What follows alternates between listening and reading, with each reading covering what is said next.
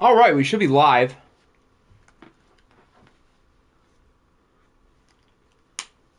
I'm going to make sure everything is working, and then we can get started.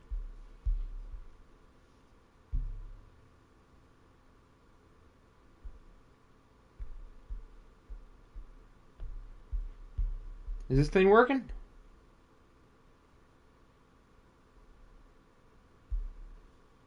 Okay, it is. All right, we're good.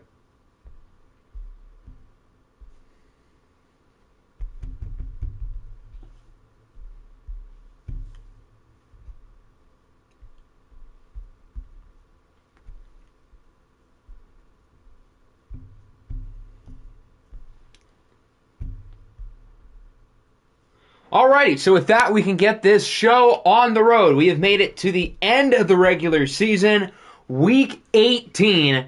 It's time to clinch our final playoff spots, learn the draft order, or at least, the top 18 picks, figure out which players are truly going to be in the award races, all the seedings, all that fun stuff. So it's going to be a pretty jam-packed stream today. We're going to go through a lot. Even though it's only 1 week, we're going to watch 2 games and simcast all the rest. Every single game that isn't being watched will be simcasted.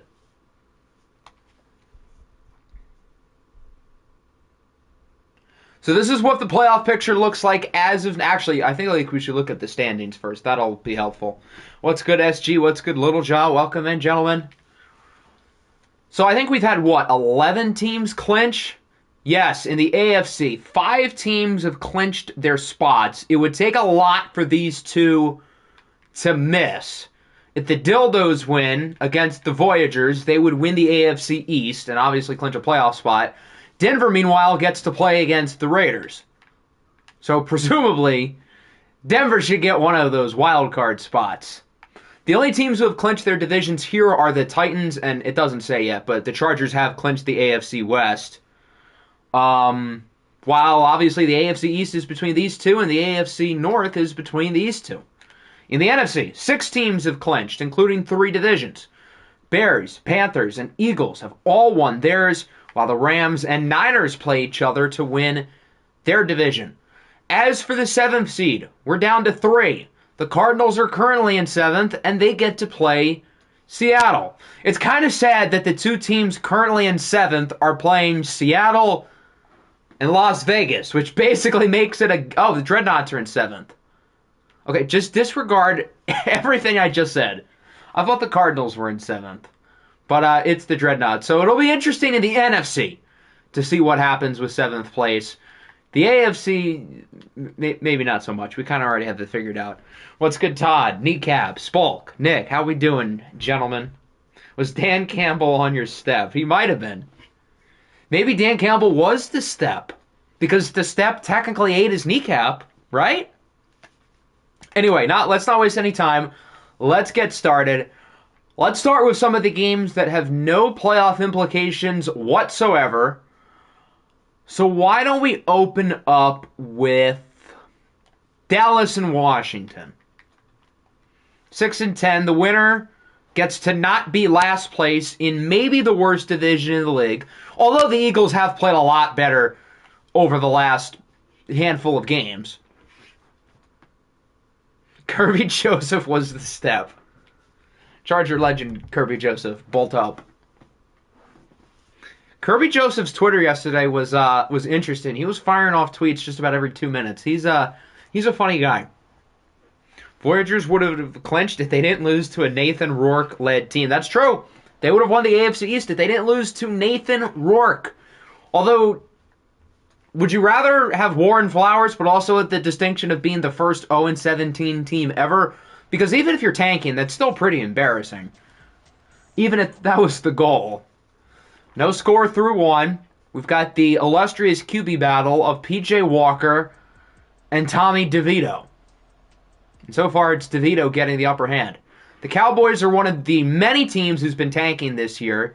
Their tank didn't quite go to plan, especially early, but they've played a lot worse since then, and today appears to be no different. They are getting handled by the commies. Or they're getting... Yeah, no, I can't speak. Dallas gets 2 touchdowns and 2 two-point conversions, but it won't matter. Washington gets the job done 24-16. Dallas finishes 6-11. Presumably, they'll be looking to draft a quarterback in the offseason, but unfortunately for them, there are some teams worse than them who also need QBs.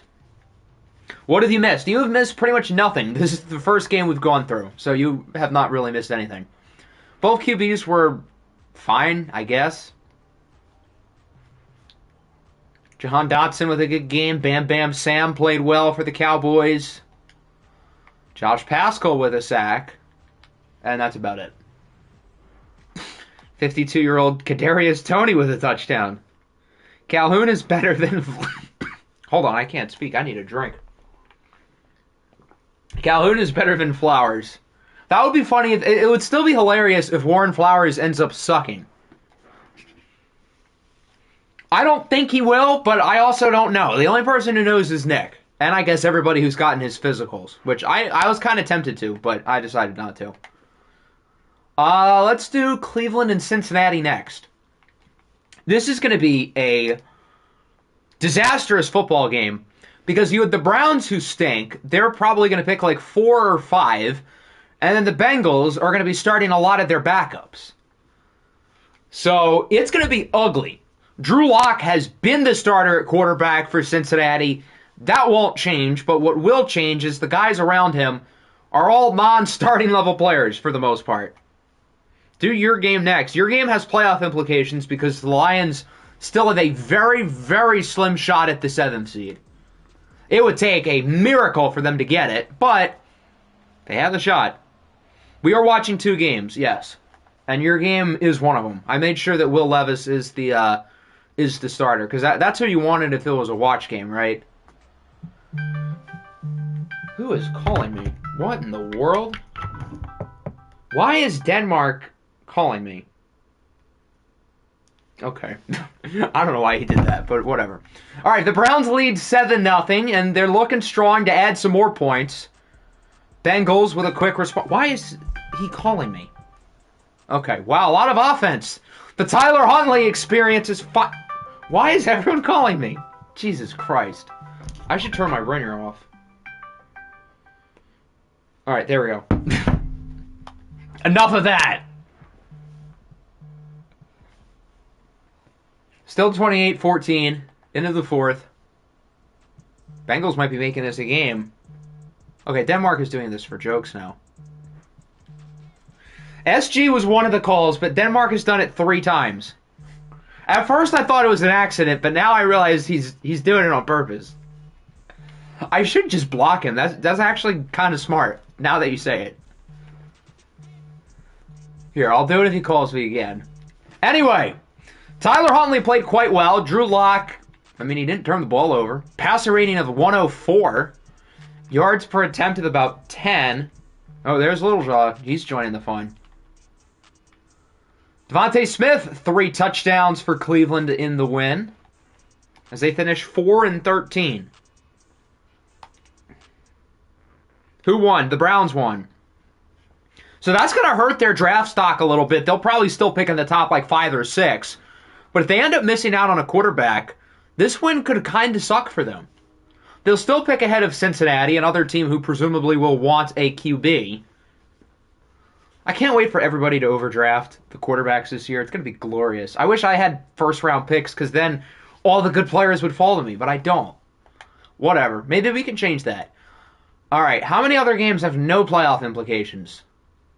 I don't know if any of the other ones do. Oh, the Jets and the Huskies doesn't. That's the last one. The Jets are also making some depth chart changes. They'll be rocking with Dorian Thompson-Robinson this week.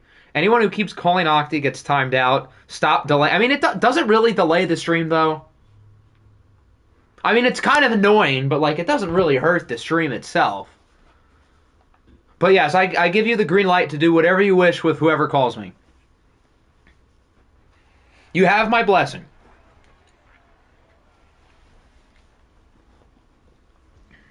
$85 overall at 8-8.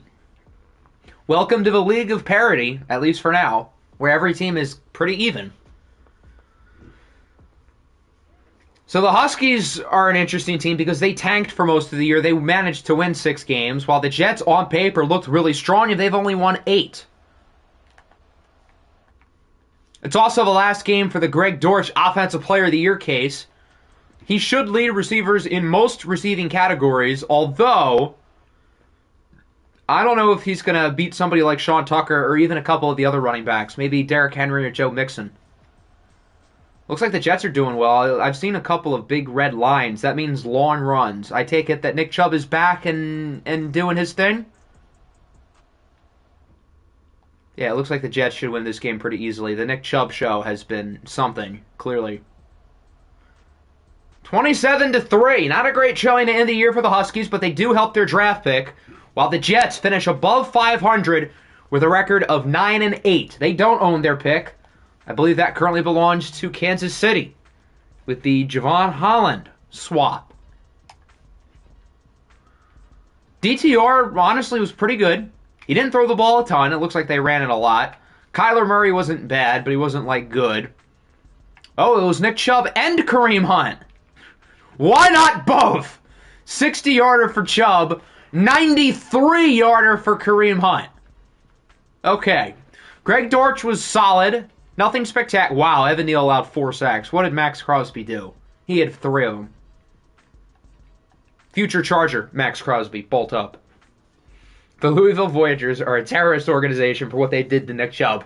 If Chubb doesn't get hurt, are the Jets in the playoffs? I think it's possible. They'd probably need 2 extra wins. So it's no guarantee. But it's possible. Especially if they would have beaten the Dildos one of those times. That would have been really helpful. All right, I think every game here has some kind of playoff implication. Do we want to watch one of the 2 games now, or would we like to continue simcasting for a little bit longer? Yes, they are. On paper, I think they would.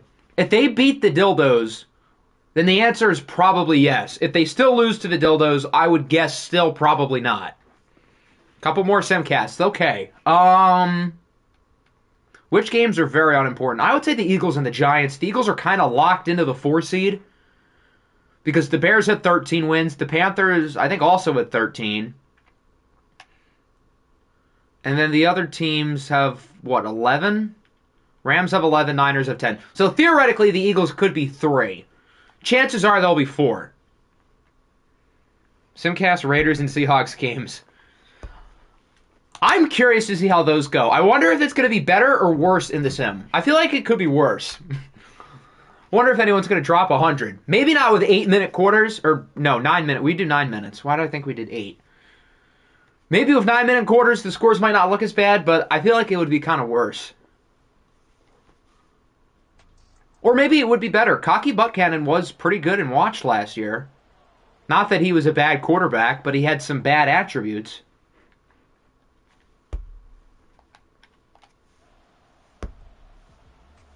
Eagles with a quick score. It looked like a long run for them as well. They're off to a strong start, looking to boost up that seeding. Giants with a response. Giants with another response. Giants with another response. We're tied at 17. Theoretically, could the Giants hypothetically get the 7th seed if all 3 of the 8-8 teams lose? One of the 8-8 teams plays Seattle, so I guess not. But they're doing their best. They're up 34-17. They've scored 34 of the last 37 points. Yeah, they had this game won. Eagles with some late points, but it won't matter. The Giants win at 37-31. They finished the year, I believe, with 8 wins. While the Eagles' win streak is over, they'll finish 10-7, basically locking themselves into the 4 seed, playing against likely the highest wild card team, which would be Atlanta, if they win.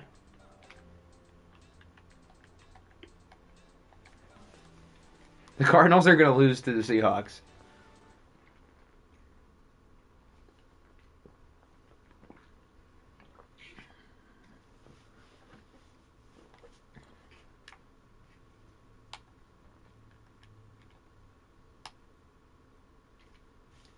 Okay, so I know I saw a Raiders suggestion here. The Raiders play the Broncos, though, who do have, like, a lot to play for. I almost feel like that's a game we should save. Unless everybody wants to do one of the Raiders or Seattle now. I mean, selfishly, I am kind of curious to see how one of them do. So, I feel like I kind of do want to do one of the Raiders or the Seahawks. Probably the Raiders, because with Seattle, if they lose, they get the number 1 pick. So I feel like we should do that second. So let's do the Raiders.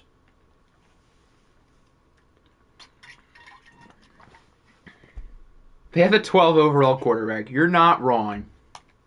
How is this going to go? Oh, Lord. Since the Lions lost to the Niners, not watching the Super Bowl. Congrats, I guess. I'm sad too, but like, I'm not going to not watch the Super Bowl. Even if I hated the matchup, which honestly, I don't really mind either team. I know everybody kind of hates them. I don't have a problem with either team.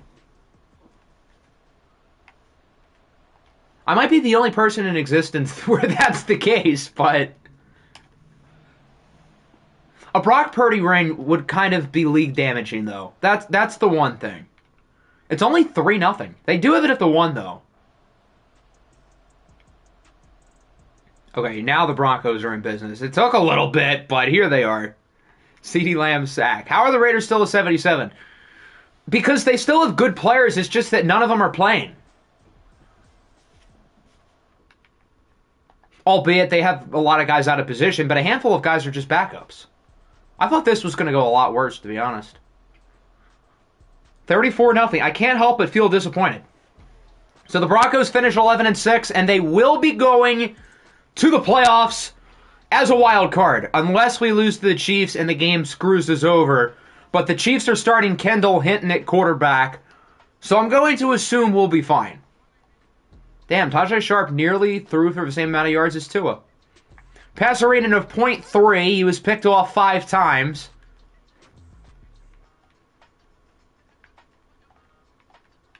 Who had the interceptions? 2 for Anzalone, and a handful of other guys with 1. Can we take away the Broncos' playoff spot and give it to the Jets? I would agree, but the Broncos did beat you. Remember that game? We watched the end of that. Now, because Denver's a rival, and I would prefer to see Nick in the playoffs than Naruto, selfishly. Yes, I agree to this.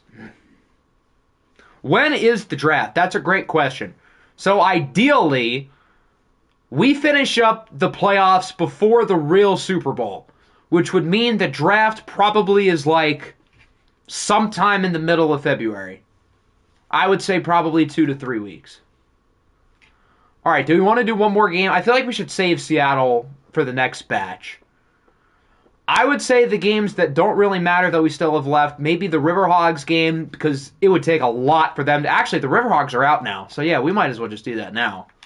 Since Denver won... Actually, no, they're not out. They could pass the Dildos. Never mind. They still have a chance. Not a big chance, but I guess they had a chance. I would say the Chargers game is pretty irrelevant. The Falcons and Bulls is pretty irrelevant. I think those are like the big 2. The Falcons-Bulls game is like super irrelevant because Atlanta's going to get the 5th seed, bearing something crazy. Like, at least with our game, we could jump anywhere between 2 and 4, seeding-wise. We should save the Lions. We're not going to say that. That game's not that exciting. I would say if we simcast the game at the end, it'd probably be the one division championship that we're not watching.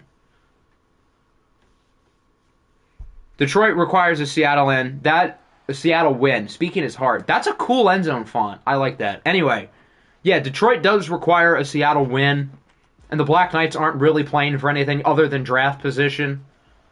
So even though that game still matters, it would take an awful miracle for the Lions to get in. And they would also have to pass the Dreadnoughts, albeit the Dreadnoughts play the Bears, who are playing all their starters. None of the playoff teams have bench starters, which is interesting. Sometimes everybody does, but not this year.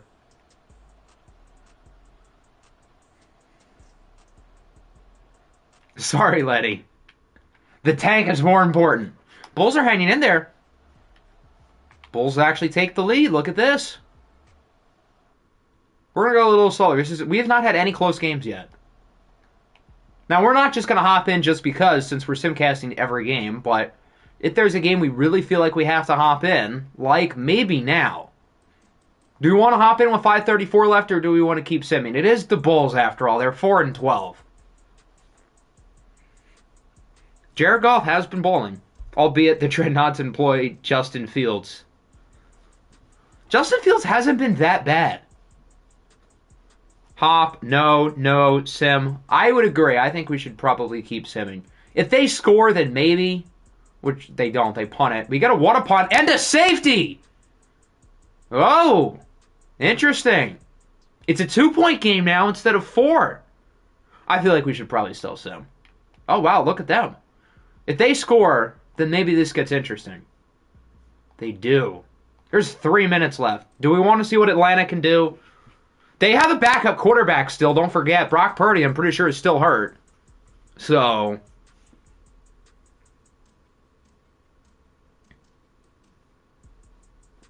Bulls ruin my tank. Screw them. Well, they're tanking. Well, they're not really tanking, but they're not good.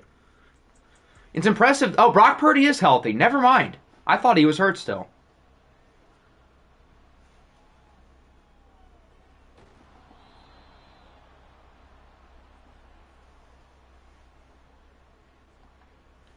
It would have been funnier if this was Kyle Allen or the other guy. Who's their other backup? Because their second stringer got hurt. Why don't I remember who their other backup was? There's Jalen Hyatt. I forgot they had him. I guess Troy had to make sure he has a couple Giants. Kayvon Thibodeau, of course, is on this team. He's had some good games. Oh, they had Mike White. That's who it was. Thank you, Mr. Jaw. Atlanta's in field goal range now, although they're not looking for 3. What is wrong with Nick? I don't know. I don't know where he got the Lions thing from. Thanks for the reminder, though. I appreciate it. I haven't had to remind myself the last 48 hours. No, definitely not. Is Atlanta going to start running the ball? No. Okay. I thought they were. I wouldn't hate the idea of running the ball. Chewing clock here wouldn't be the dumbest idea. You have it in the red zone. Especially because it's a 2nd and 2. No, it's a play action. And they get the first. They should definitely chew clock now. They're not. It's EA. They won't. I said that so you would go no. And I'd say, that's your answer. I don't get it. I think there's too much going on with that to truly be funny. Or maybe I'm just slow. Now they are running it. I'm surprised. Good for you, Atlanta. Way to be smart. Now they're going to throw it. They're going to throw it short, though. So it's basically like a run. Ooh, flag. And this is a hold. That's a big deal. No, it's a roughing the... Oh, it's a face mask. Okay. So Atlanta gets to move half the distance to the goal line. Lion legend Jerry Jacobs. The clock stops, though. That's actually kind of a smart penalty. It's a difference of like 2 yards.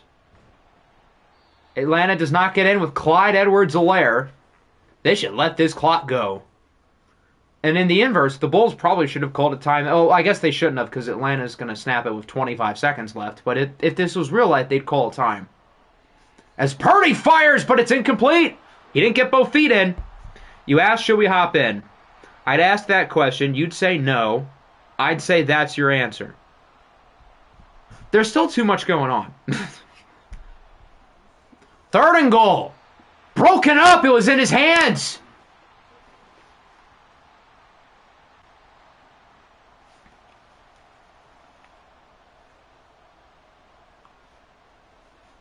So it comes down to a 4th and goal. Atlanta can run it. They won't. It's a pass. And they got it. It's a Falcon touchdown. Purdy connects with, was that Olamide Zaccheaus? And now they're going to go for 2. Purdy's under pressure. And he is sacked by Eric Armstead. So the Bulls only need a field goal. Now they only have 30 seconds. But they also have our Lord and Savior, Jared Goff, under center, who can win them the game.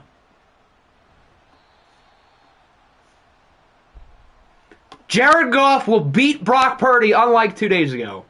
I just realized they're playing against each other. My flashbacks are coming back.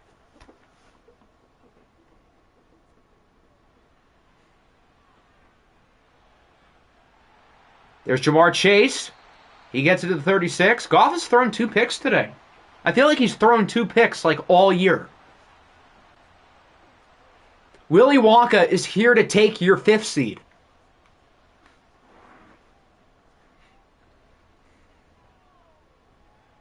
Okay, they're going to have to call a timeout. They still have 2 and 19 seconds. They probably need somewhere between 20 to 25 yards at least. More certainly wouldn't hurt. I don't know why they keep going short. Are we sure this isn't the Chargers offense in crunch time? At least they still have another timeout, though. That's at C. Sutton with the tackle. Is Cameron Sutton on this team? All my flashbacks are like coming back.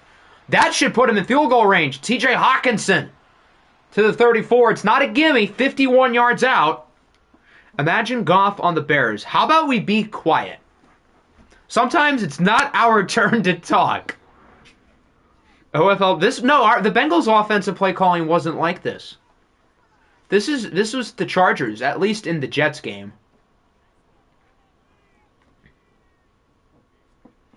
51-yarder for the lead. It's up, and it is good. He got it. The San Antonio Bulls lead by 2. So burying a Hail Mary, which Lord knows Brock Purdy is not getting it there, Jared Goff will beat him. They might not even do a Hail Mary because they're going to return the kick. And that'll do it. The Bulls upset Atlanta. 25-23. The Falcons fall to 11-6. They're still going to obviously be a playoff team. But they could drop to the 6th seed depending on what happens in the other game. If the Rams win, they would stay at 5. If the Niners win, then they could go down to 6. Which I would way rather play the Eagles than, I guess, presumably the Niners. Although it is watch game Trevor Lawrence, so who knows. Both QBs were solid. Hawkinson with a big game, along with Jamar Chase. Cameron Sutton leads the game in tackles. I wonder why. I saw a 15 in there. Oh, I thought that was 15 pass deflections. I was going to say. That'd be something. All right, I think we should probably do one of our watch games now. Do we start with the AFC North or do we start with the NFC West? Both games have the same implications. Both teams are in the playoffs regardless, but the division is on the line. 15 interceptions. All right, Ernest Jones. 1 vote for North. 2 votes for North. I don't really care. I won't vote. I'll let everybody else decide.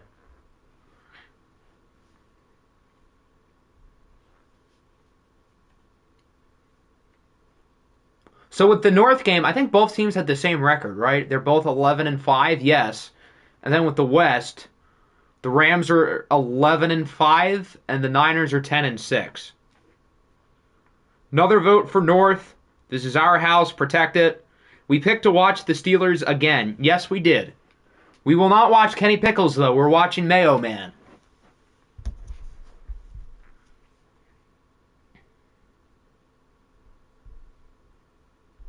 All right, let's pull up the random number generator.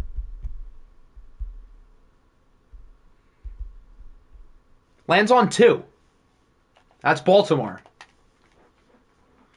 Our second Ravens watch game and our second Steelers watch game. The first for both of these teams did not go very well.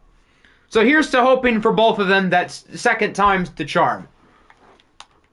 Although I am a Steelers fan today because if the Ravens win, they'll finish above us seating-wise because they beat us, whereas we didn't play the Steelers. Right? I don't think we played the Steelers. So, go Steelers. What jerseys would we like, lads? You know the unis. The black ones? These ones? All black. Well, this is awkward. We can't have both of you wearing all blacks.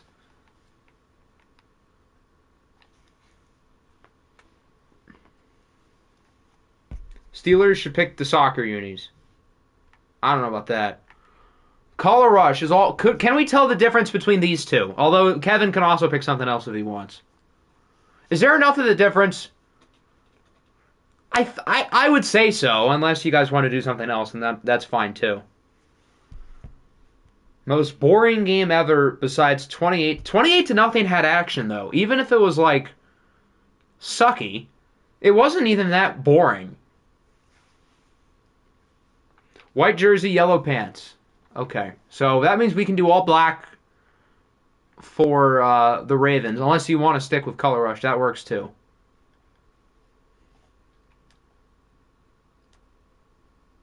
Yeah, so I guess just the regular waist. That works.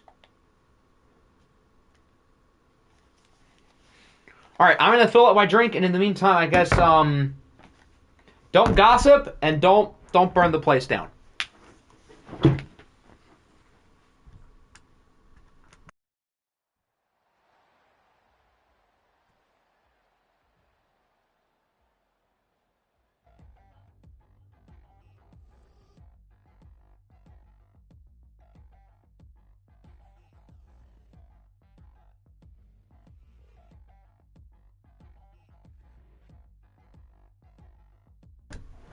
All right, we're back. Why are we spamming 28 to nothing? What is wrong with you guys?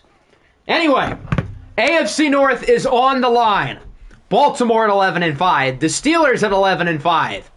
Winner of this game takes the division. Loser still gets a wild card spot. But I'm sure you'd rather play against a not as good team. Although everybody in the AFC playoff picture is going to be good. But I'm sure you'd rather higher seeding of some capacity. I had the privilege to meet you guys, by the way, if we keep this up.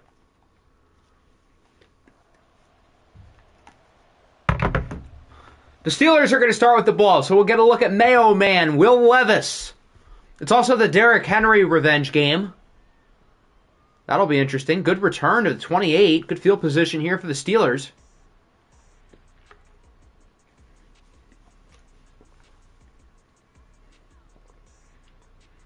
So here is Mr. Mayo. Wow, he's thrown 24 picks? I did not know he was doing that poorly. I'll be completely honest. I knew he wasn't doing very well. Did not know it was that bad. Those numbers reek. But I feel like he's the type of quarterback who would do well and watched. So this will be interesting. Oh, Derrick Henry's in. You're right. I'm slow. It's the Derrick Henry revenge game, but plot twist, he's on the bench. I forgot about that. He's out until what? Like the second round? Or is he back for the wild card? I don't remember. It's been a week, okay?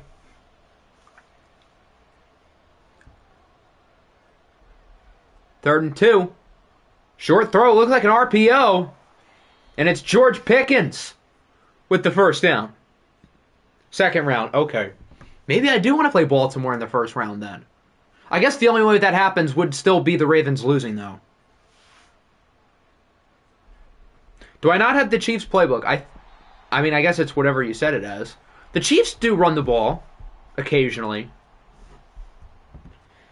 Bro's touchdown to interception ratio is the same as the current year. Derrick Henry is yelling slurs. What slurs is Derrick Henry yelling? Ooh, nearly intercepted. Should have been caught by Kyle Duggar.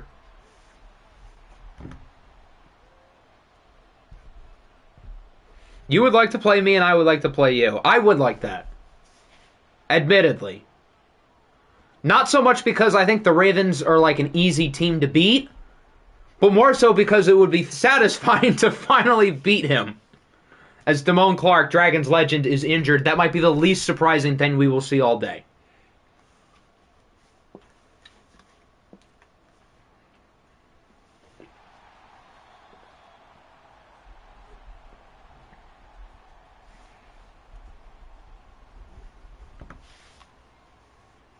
Pickles could never.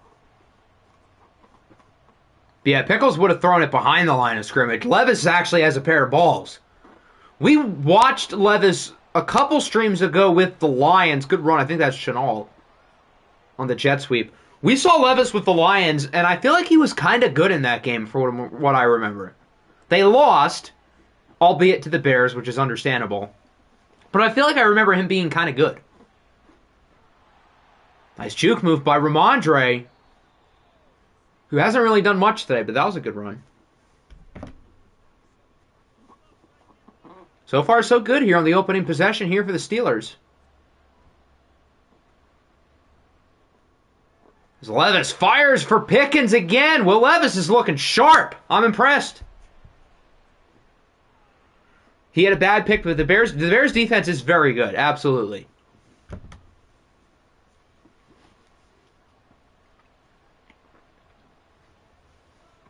There's a reason why they're in position to finish with the 1 seed and potentially the best record in the league.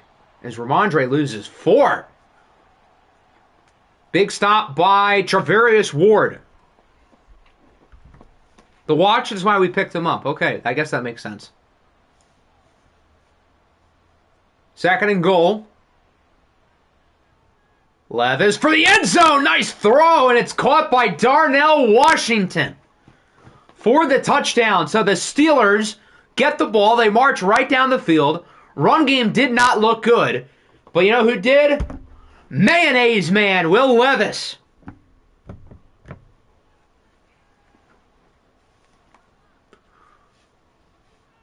So now we get to see the Ravens offense. The big story of the last Ravens watch game, other than them getting carved up by Lamar Jackson, was Isaiah Likely, who caught 10 passes through 2.5 quarters. When I was doing the Ravens depth chart today, I saw that Isaiah Likely had 2 skill points, which is weird because it's on auto. Why would a player have 2 skill points at once? It's because it said Isaiah Likely made the Pro Bowl. I didn't know they did the Pro Bowl stuff before we simulate to the playoffs. But yeah, Isaiah Likely's a Pro Bowler. His number, I checked his numbers afterwards because I was curious, and he's been impressive. So I'm curious to see if he makes a big impact like he did in that game. The Ravens also have some other good receivers for their quarterback, Bryce Young, who is amongst the league leaders in just about every passing category. Hasn't been as efficient as a lot of the other top QBs, but for a rookie, he's been really, really good. He's been a lot better than C.J. Stroud, that's for sure. I would imagine Isaiah Likely probably does dev up. You're right, good throw. 2, speak of the devil, Isaiah Likely. But his numbers are very similar to Dragon's Isaiah Likely, who has gone up in dev. So I would probably expect him to move up. It's a damn shame he never did last year with the Bengals. Damn shame. Why doesn't Bryce have superstar? I think it's because he's only a 74 overall. I think we asked this question during the last stream. I think it's because you need to be a 75 overall to have any abilities. And I think he's like just off of it.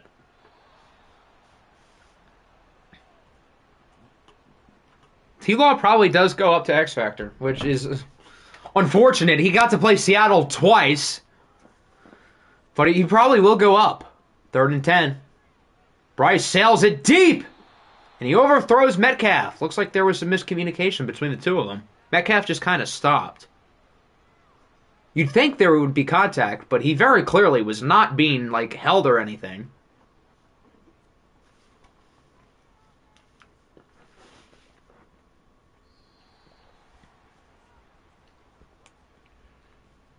"66-yard field goal." Who even is the Ravens kicker? I don't know.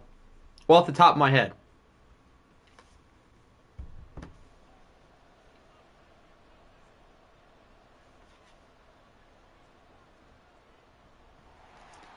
Ramondre loses 3. He continues to get nothing going. Still not over the fact they gave the show cover to Tubamir Guerrero Jr. over Jose Ramirez. What happened to the game I love? I think the cover looks good, but yeah, I would have picked Jose over Vlad as well. Ballsy throw. No good. The thing I was most surprised about with the cover, though, is that the game is coming out 2 weeks early this year. I think the launch day is the 19th, which is a Tuesday, so I would imagine the deluxe edition comes out the Friday prior. That's 2 weeks earlier than normal. As Kyle Duggar comes in off the blitz with the sack. Jake Moody. Okay, yeah, that's probably not happening this year. Maybe in 3 years. No one wants a boring Cleveland guy. Yeah, but he's he kind of deserves it. Now, there's a lot of players who are deserving of it. It's not like it has to be him, but he does deserve it. They have to sell copies. Yes, you're right. You have to pick somebody who's marketable. And unfortunately, the MLB hasn't done a great job with Jose Ramirez, which sucks because he's one of the 10 best players in the sport. But, like, they picked Jazz Chisholm last year. As much as I love the guy, he's like a fun, flashy player. But do more people know Jose Ramirez or Jazz Chisholm? I would hope the answer is Jose Ramirez.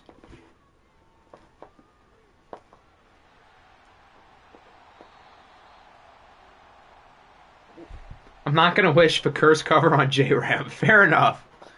Vlad was already cursed last year. He had a WAR of 2. And an OPS less than 800. He's already been cursed. Jazz is the teacher's pet. That's also fair. I know he did a lot of stuff with San Diego Studios prior, which is, I guess, a big reason why they picked him. So, you're not wrong. I guess that's fair. Broken up again. Both defenses looking strong. Where is Allen's X Factor? That's a good question. He does have X Factor, yeah. Huh. Bro was cursed with a big belly. Unless they put... Yes, we need him and Tim Anderson on the cover. That would be gold. Ooh, what a punt! Down at the 6. What a bounce. Who's the Ravens punter? Did they have Behringer? You like Jazz? Did Josh break the curse? He lost in the divisional round. I forgot Josh Allen was on the cover, I'll be completely honest. Vladdy's living off his 2021 season. I mean, he is a fun player, though, and again, the cover does look quite good. I saw some people who said the cover doesn't look all that good. I think it looks nice. It won't beat the Tatis cover a few years ago, but I think it looked cool. It is Behringer. Okay, that's what I thought. He always does that, though. That's a good point. Maybe the curse is that his number 1 wide receiver is all of a sudden washed. Ramondre has 8 carries for 0 yards. Should I be concerned now if we play the Ravens in the first round? Because I'm considering running, like, Cleveland on offense. Now, obviously, Sean Tucker is better than Ramondre, but the Ravens' run defense has been great. Their pass rush not too bad either. 2 hands for safety. Tyquan Lewis. Another Dragon legend. And it's 7-2. Our second safety of the day. And the kick goes out of bounds. I think the punter forgot that he's not supposed to actually, like, think of this like a punt. And the Ravens are going to start all the way at the 50. Why are we calling play action there? That's a great question that I do not have the answer to. The 2 starting running backs have 10 carries for 1 yard. What happened to the game I love?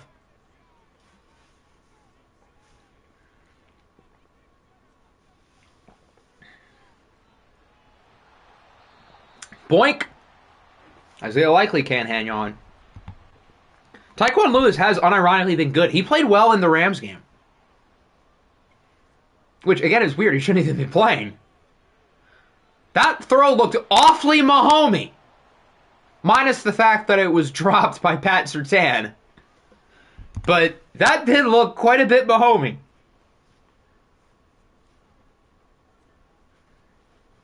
This game is weird. The first drive was such, like, great offense, and then ever since then, it's been AFC North football. Just as advertised. 7-2. 2 total. Is it 2? I thought it was 1. Oh, now it's 4. Excuse me. Y'all see that Raven player flop? I didn't see it. It was probably him doing, like, the possession animation, where he was, like, going in for the possession catch, but the ball was nowhere to be seen. Will Levis is 6 of 9. Nice, with nearly 69 yards, 1 over. As Ugo Amadi, Duck legend, is there to bring him down. 3rd and 7. What is Micah Parsons doing? Did you guys see him just, like, stop? I've seen that animation before, but him and the right tackle both stopped. He probably wouldn't have gotten the sack, but he could have chased him and stopped him from the first down. I don't know if he would have. Levis is fairly fast. But EA Disaster Class, everybody. Gritty run. Will Levis is looking gritty back there. Hard-nosed, blue-collar football player. Sneaky athlete. First guy in, last guy out. Hurdle! He did not need to do that. But it gets him in the first down, so it's fine. Yeah, the Chase Young special. You're right. Yet every Lions fan was like, why didn't we trade for Chase Young? All it was a 3rd rounder. This is why, kids. I'm old enough to remember when everybody was surprised that Montez Sweat was traded for so much more than Chase Young. Admittedly, I was a little surprised that their values were that far apart, but like, Montez Sweat is tiers above Chase Young. Although that's not really a hot take now. I think everyone can kind of agree. Boink! Off of the tackle's helmet. Good job to throw out at the sack, I guess.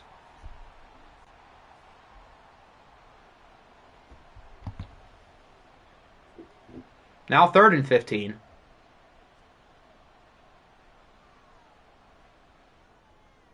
Good throw for a first down. I think that's Darnell Washington.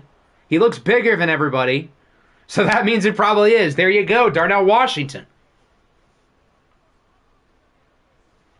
I told you to switch Micah's... You did tell me that. Yeah, I forgot. That's my bad. I'll switch it before the playoffs. Hopefully, I remember. Speaking of Parsons, flying off the edge. Good block, I think, by Ramondre Stevenson to stop him, turning a loss of like 4 or 5 into a gain of 4.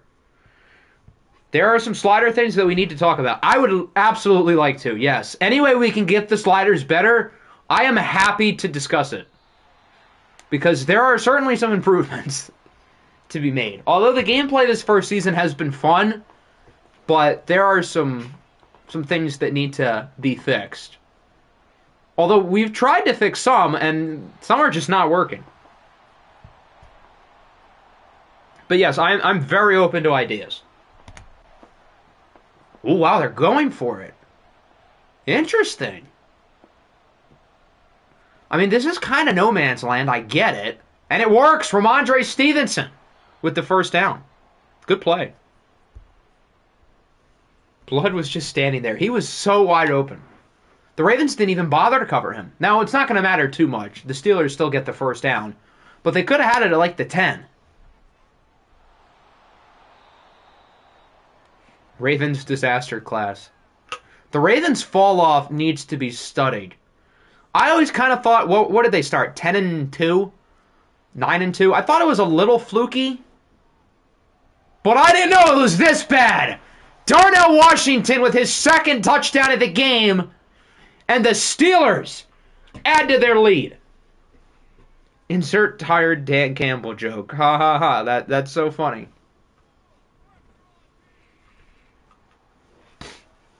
The one bad 4th down call I think that Dan Campbell made was the play that literally went right through Josh Reynolds' hands. Like the last one with like 6 or 7 minutes to go when we were down by 3. I thought that was the right call at the time. The one thing that our team has been missing in the Dan Campbell, Brad Holmes era is stable kicking.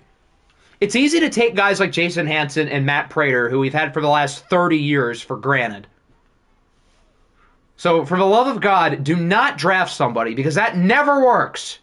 Roberto Aguayo was a 2nd rounder. Jake Moody was a 3rd rounder. These things don't work. So, hopefully there's somebody on the open market. That would be nice. Although, Michael Badgley, after we signed him, was not bad. He had the big kick against the Rams. Bryce Young is 4 for 11. Ugh. Future Arthur Smith disciple, Darnell Washington. I actually don't mind the Steelers getting him that much, to be completely honest. What he did in Tennessee before he was the head coach with Atlanta, I think that's actually going to kind of work there. They obviously don't have a great passing game. They haven't for a while. They should just build their identity through the run. They've got two solid running backs. I don't mind it.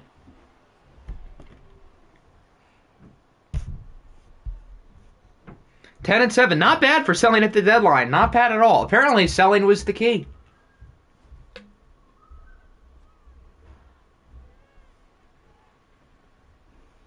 Good throw. And it stops the clock. Bryce Young starting to look better.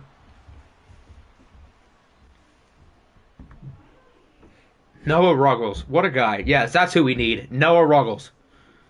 I'm happy as a Browns fan and mad as a Muth Dynasty owner. Oh, I can't wait for my keeper team to actually be good this year. Kyle Pitts and Bijan Robinson are going to have real coaching. I cannot wait. I have been waiting for this since we started. My Kyle Pitts agendas will finally pay off.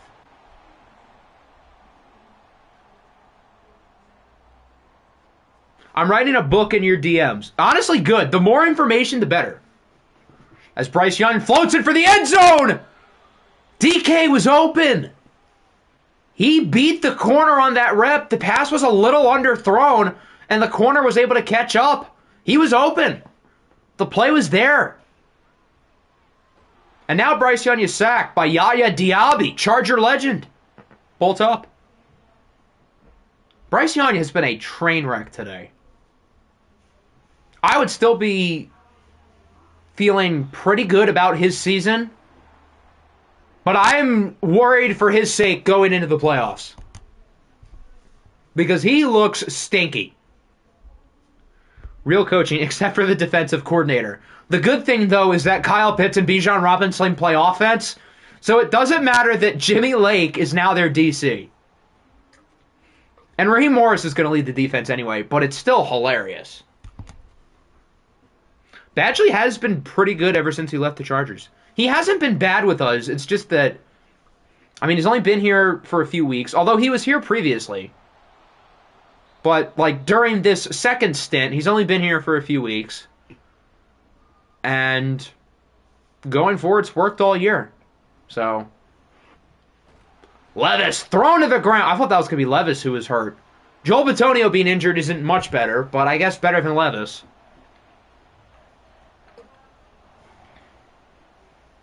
Now 3rd and 8.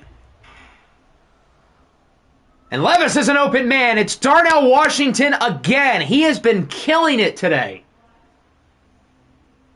Now this clock is running, though. They're out of timeouts. So I don't like their chances to score here. Not exactly elite clock management. The Greg Roman experience. Abandon something we're good at. Isn't that the Todd Monken experience now? Okay, good throw. They got to keep it moving, though. They're out of timeouts. They're going to have enough time for another play, I think, unless Darnell Washington just keeps doing the Chase Claypool. Yeah, they're going to have time for one more. Or not. They don't even get it off. That'll wrap up the first half. A rough ending for the Steelers, but they've definitely been the better team. They lead this game 14-2. Will Levis has been awesome. Bryce Young, not so much. While both teams combined have 12 rushing yards. Can we save cast? It's not a 3-score game yet. And the Ravens start with the ball. Didn't Greg Roman interview somewhere? Yeah, I know he interviewed with the Bears, who obviously hired Shane Waldron instead. I think Roman might have interviewed a couple other spots.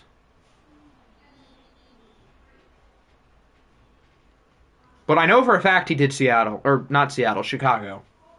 I had Seattle in my head because of Shane Waldron.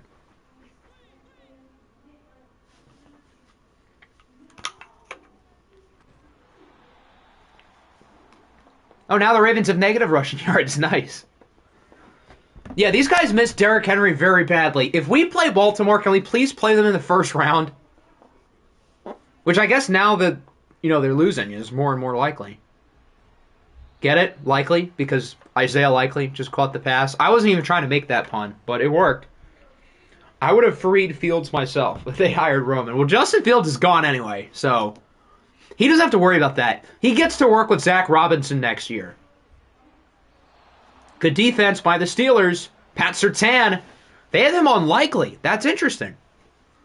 Honestly, That's not the worst idea because Isaiah Likely's been the go-to guy for this offense in watched games. So having your best cover player on him really isn't the worst strategy. At least depending on the situation. Obviously, you're going to have to stop DK, which they certainly have. I don't know if DK's caught a pass. Fields wearing Seahawk or Ram colors next season. I think Atlanta's the favorite, but I would really like to see Seattle. The Rams, I think, is kind of less likely now. I think they're committed to Stafford. And I think the Rams are in a position where they feel like they can win, so they probably don't want to give up a good draft pick. Although I wouldn't be that surprised. But I would say the Falcons are the favorite. I would definitely throw Seattle in there. I think you're going to be mad at me for saying this one. The Steelers could be an interesting sleeper spot, especially with Arthur Smith. I think Denver and the Raiders could make sense. Both of those teams are definitely going to have new starting quarterbacks next year. Maybe I was going to say Minnesota, but they're in the same division. I don't think Chicago does that. Although I know Minnesota liked Fields when he came out of the draft, but they also have a new front office. Will Levis cooks as soon as he leaves my team. Yeah, he's cooking all right. He's having himself a day. 3rd and 3, good throw again. I feel like both of these teams haven't been all that good, but with the exception of Will Levis and I guess Darnell Washington too. That's not fair to the Steelers' defense. I take that back. The Steelers' defense has been really good. You mentioned Fields with Pittsburgh one more time. I think it makes some sense. I'm sorry. It works. I'm intrigued by the idea of him in an Arthur Smith offense. What about New England? If they don't want to pick Jaden Daniels at 3, honestly, that'd be kind of fun. Have they hired an OC yet? I don't think they have. But that actually sounds kind of fun. Fields for pick 35 or whatever they would have in the second round. Who says no? The Bears basically get the Montez Sweat pick back. I'm kind of talking myself into this idea. He's not Boston. That's a good point. You're right. He's not a Boston type of quarterback. He's not their type. Okay. I guess that's not going to work. They already have Gerard Mayo. The fans aren't going to want another one. Fields and Arthur Smith in Pittsburgh would star families. Well, sucks to be those families then. Levis, another big throw on 3rd down, now for Pickens. Will Levis has been unreal on 3rd down today. He's made every big throw in the book. We all know Fields is a Falcon. I would say that's a favorite. I agree. But I think there's going to be a handful of teams who are also interested. I wonder if somebody coughs up a 1. Obviously, it would be a late one, not like Atlanta's pick 8. But like, if the Rams really wanted him, would they cough up, 19? I feel like that's too rich. But I think it's an interesting idea. The last thing we need to let the Bears have is 3 top 20 picks. Please, God, no. Reminds me when an evil side of me wanted Fields to New England in 2021. Did they like Fields? I wonder if they would have picked him had he fallen to 15 over Mac. Ravens get the stop on 3rd down. Nick Cross, Bengal legend. Hooday. San Francisco, no. Why would San Francisco want him? Their quarterback just made the Super Bowl. 3 top 20 picks to waste. I hope so. But I don't mind Ryan Poles. I think he's done... I don't think he's done great, but I think he's a little better than people think. He would be good Trey Lance. That would be hilarious if they did that, though. Like, if Brock Purdy just comes out in the Super Bowl and plays awful, throws 4 picks, and looks completely unprepared, and the Niners trade for Justin Fields, that would be the funniest outcome. By far.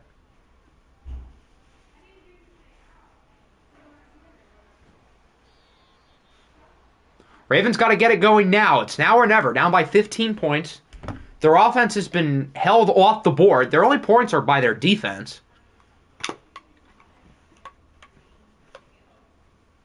Finally, a decent run. Hear me out. I know it won't. No. It's not happening. Jared Goff is getting the bag. First of all, we're in the same division anyway, so I don't know if the Bears would want to do that, for one thing.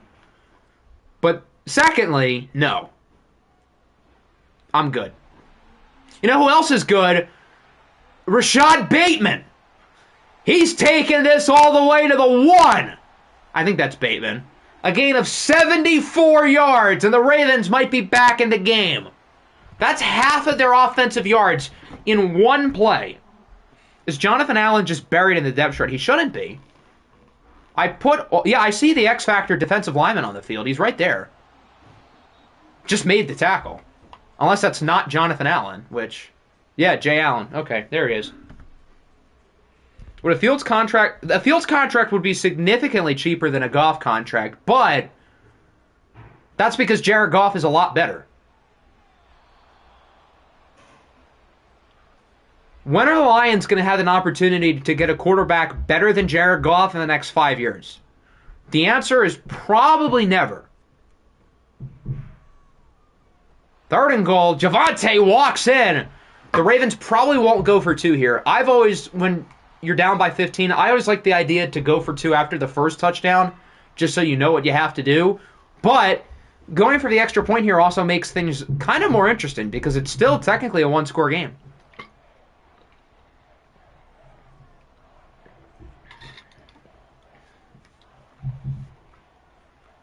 Fields to the Sin City. I think that would work a lot.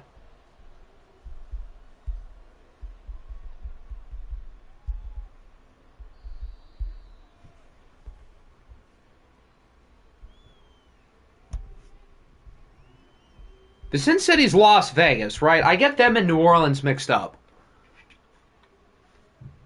If the Sin City's Las Vegas, then yes, I think that makes a lot of sense. New Orleans, maybe not so much. I think they would definitely probably roll with Carr. They just signed him to a giant deal.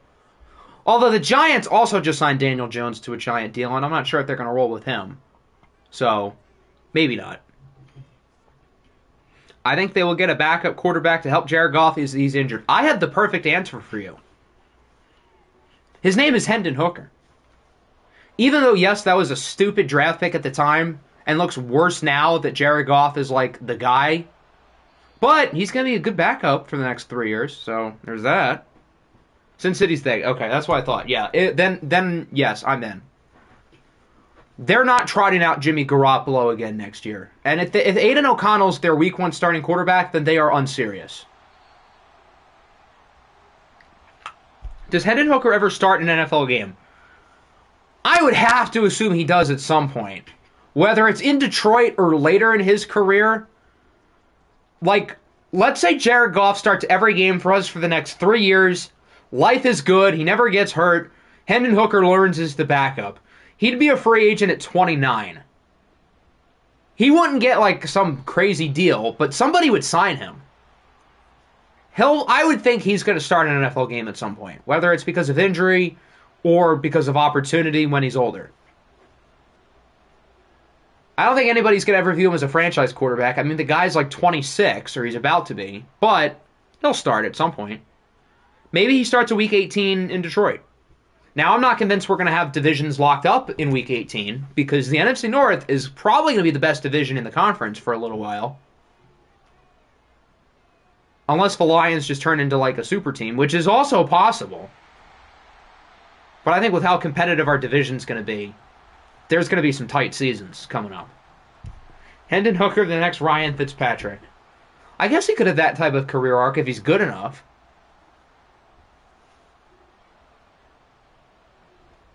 Fields with Sean Payton would make me sad.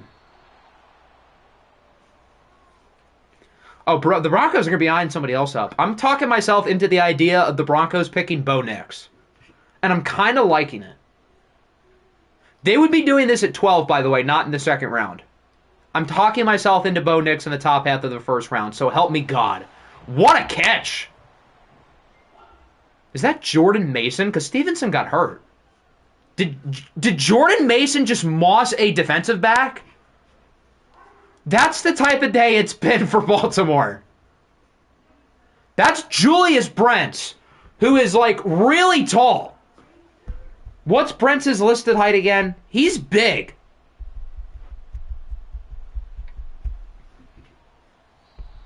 He's 6'3", and just got mossed by Jordan Mason.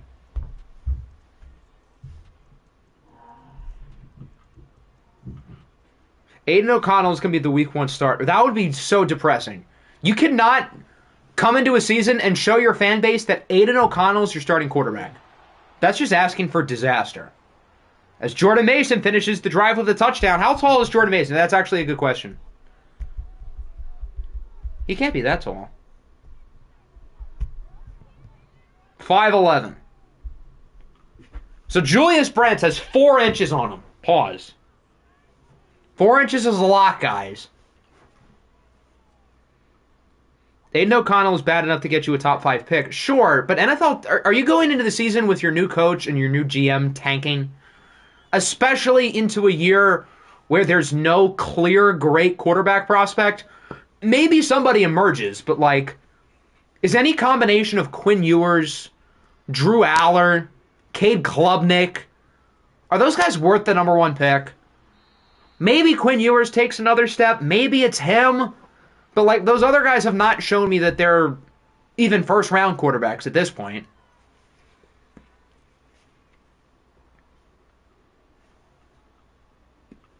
Is Quinn Ewers a guy worth going into a season tanking for? I don't think so. Will Howard. Sanders. I don't think Shedeur Sanders is at that level. I'm curious to see how he plays next year with a better offensive line, but I think he's in like the Drew Aller, Cade Klubnik territory of like, this guy can be a good college quarterback, but I don't think he's going to be like a high NFL draft pick. Ewers is a 4th rounder. I'm not sold on him at all, but like, who on paper next year has a better chance of going early? Not to say that Ewers will, but I would say he's got the best shot.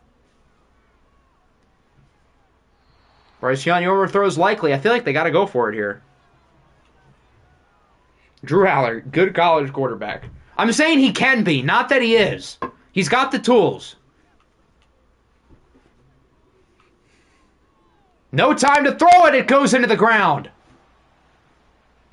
We'll continue to watch, but this is not looking too hot. Can Arch Manning declare? No.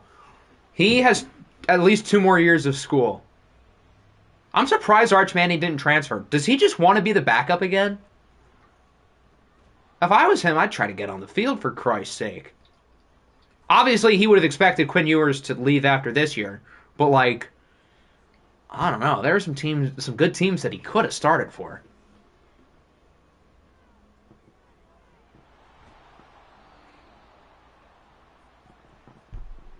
If I was him, I would have gone to Ohio State. That's probably smart. Will Howard got to Ohio State a couple weeks ago, so that would have probably been available. He isn't that good. Maybe you're right. I remember when Jack said that Arch Manning, at like 17 years old, could be an NFL starting quarterback. But, like, there's a shot that you're right. But for Arch Manning's sake, I would at least try to get on the field. Even if it turns out that he's a little bit of a dud. His family would have vetoed it. Would they? I mean, what, you're going to stop the kid from playing? The Steelers are doing their best to try to not score here. Who wins the MVP for the 2024 NFL season? Louis Riddick said of any non-quarterback, Jahmyr Gibbs is right up there. Louis Riddick's a smart guy, just saying. But no, it probably is one of the big QBs. Micah Parsons with a sack. Does this knock him out of field goal range? It's a 48-yarder, so I guess it doesn't. But it's no gimme kick. The Mannings had, like, rules about where they go to college. What? Rules? What rules? Kick is good. We'll simcast now. Arch knew he needed a few seasons. Yeah, one season makes sense. That's what a lot of, like, young quarterbacks do. But, like, if I'm, like, a 5-star prospect at QB, don't you expect to be playing by year 2? Look at Bryce Young. Look at Stroud, even though he wasn't a 5-star. He wasn't that far off. recent guys like Drew Aller and Klubnik. Malachi Nelson on paper would have started this year, if not for, I guess, USC changing their minds about him. The guy from Oklahoma, Jackson Arnold, he's starting, and Oklahoma picked him over Dylan Gabriel, who's a really good player. So, like, if I was Arch, who's arguably a better prospect, at least according to all the recruiting services, over some of those guys, wouldn't you want to start this year? Nico Yamadlieva, however you say his name, from Tennessee, another good example. Sat 1 year behind a good quarterback and is starting next year. Dylan Gabriel is a Madden Autogen. What's wrong with Dylan Gabriel? That's a cool name. Anyway, speaking of cool, Will Levis had a very cool performance today. Bryce Young, not so much. Because they are racist. Fair enough. Darnell Washington played really well. So did Rashad Bateman. He had the big 74-yarder.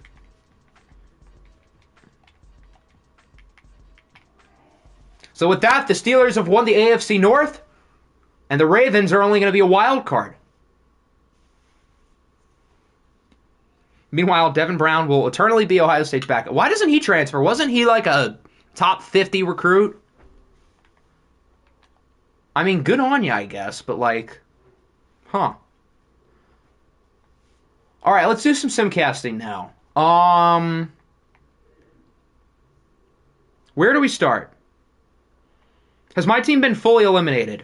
No, but like, there's a 0.1% chance of going in. We can start with your game, and I will refill up my drink as we.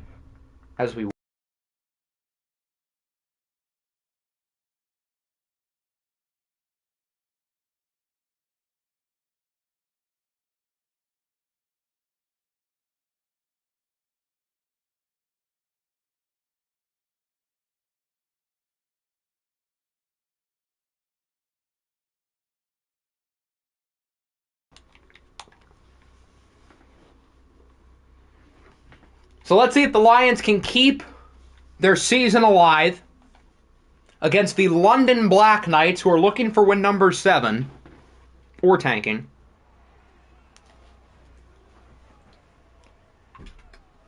I think I'd have 3, maybe 4 quarterbacks in Ohio State before Devin Brown. Jeez. That's some high praise.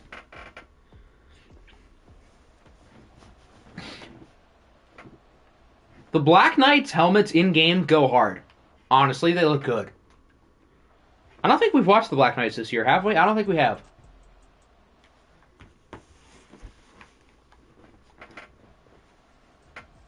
I almost started all my backups.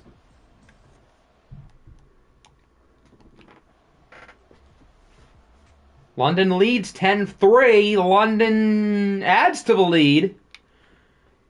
Can they finish off here in the 4th? It looks like they will. And with that, the Detroit Lions are eliminated from playoff contention. Not that they were likely going to get a spot anyway, but now it's official. No Nick Foles in the playoffs. Anthony Richardson threw 78 yards. Wow, they didn't even try to throw the ball. What did Isaiah Pacheco do? Yeah, that makes sense.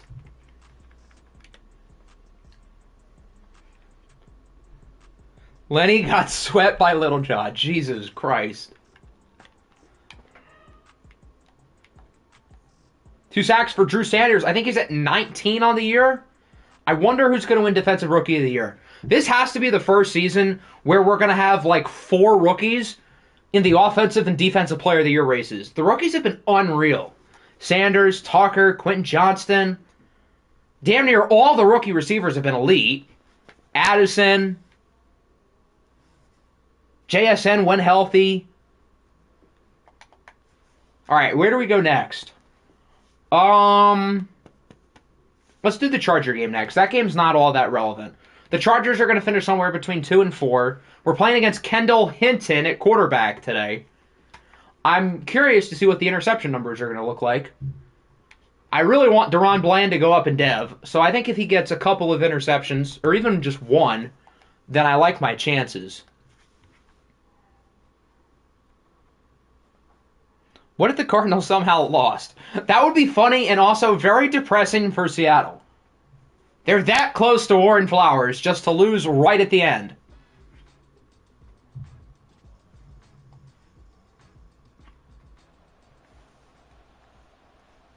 All right, Chargers, have fun. Beat them by 40 and no injuries for the love of God. If Jalen Hurts or Sean Tucker get hurt, I will cry. Why did the Chiefs just score?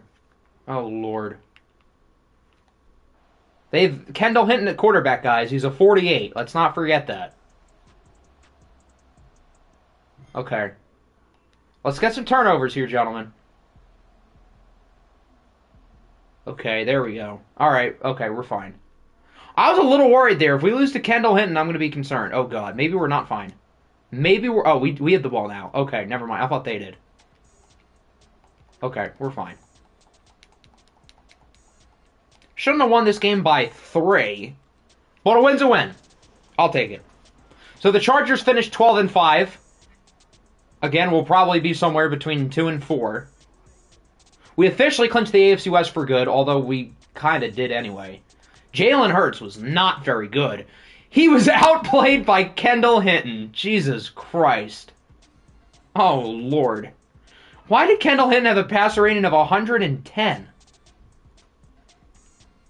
A win's a win. I'll take it. We won the game. But good God.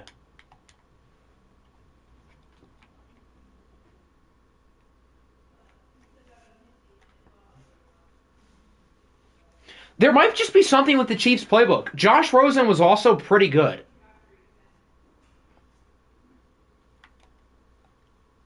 And then they cut him because he was too good.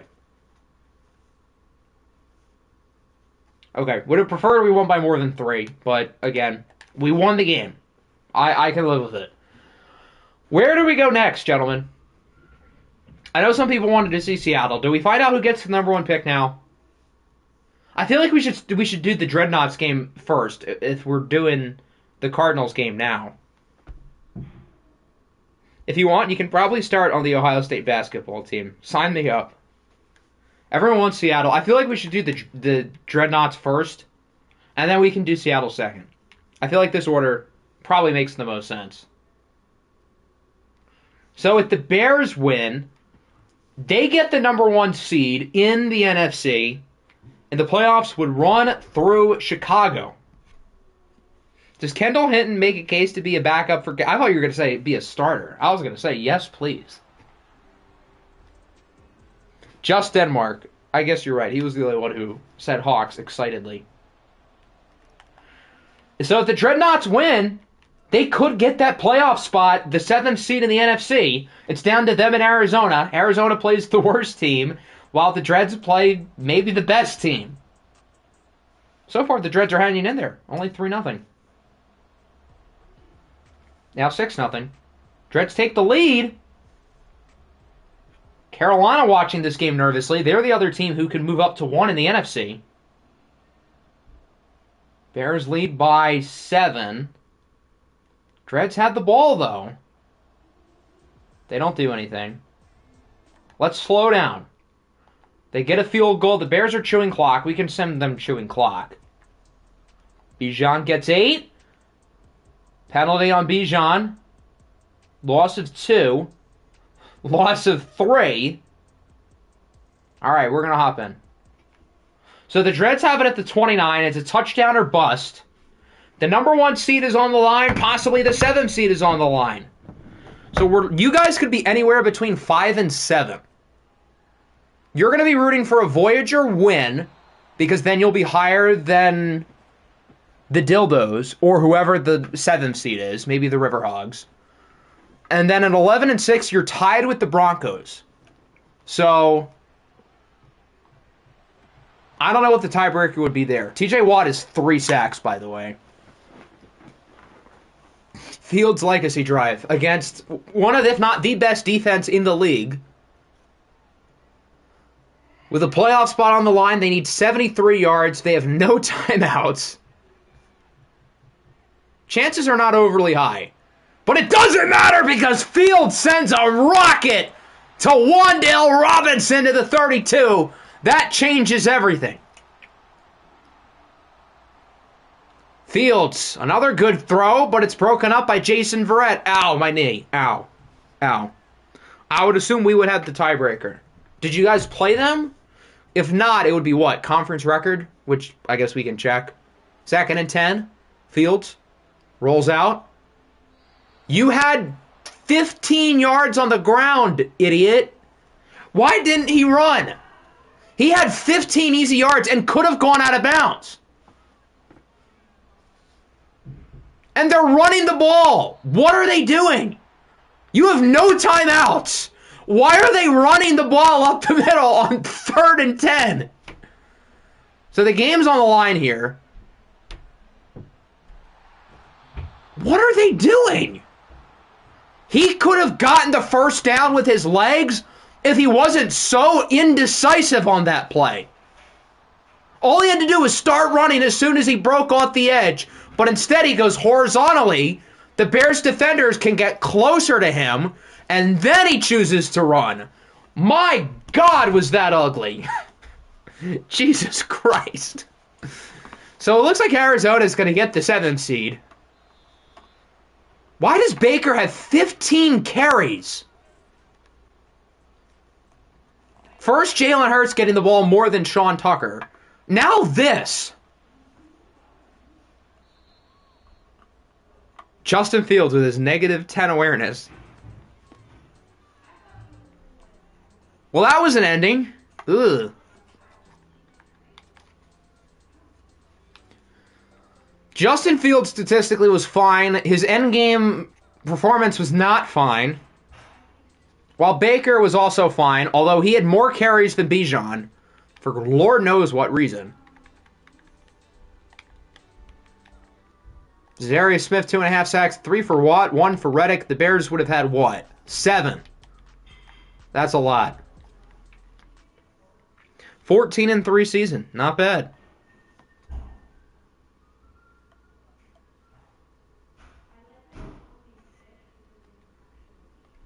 All right, so now we can do the Cardinals game, although it's kind of anticlimactic considering both Detroit and the Dreadnoughts lost. Although the Cardinals are probably going to win this game anyway. I would say the bigger deal here is that if Seattle loses, they will probably get the #1 pick, which means Warren Flowers will likely be a Seattle Seahawk, unless the game changes it right at the end, which would be kind of sad.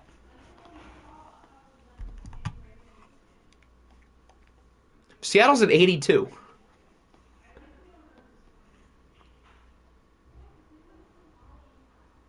I hope the Cardinals lose. It would be funny. Although that would also mean that Warren Flowers is in my division. So I'm gonna pass on that. Go Cardinals. To be fair, the Seahawks are 0-15 in sim games, 1-0 in watched. What about Simcast? Who knows? Cardinals strike first.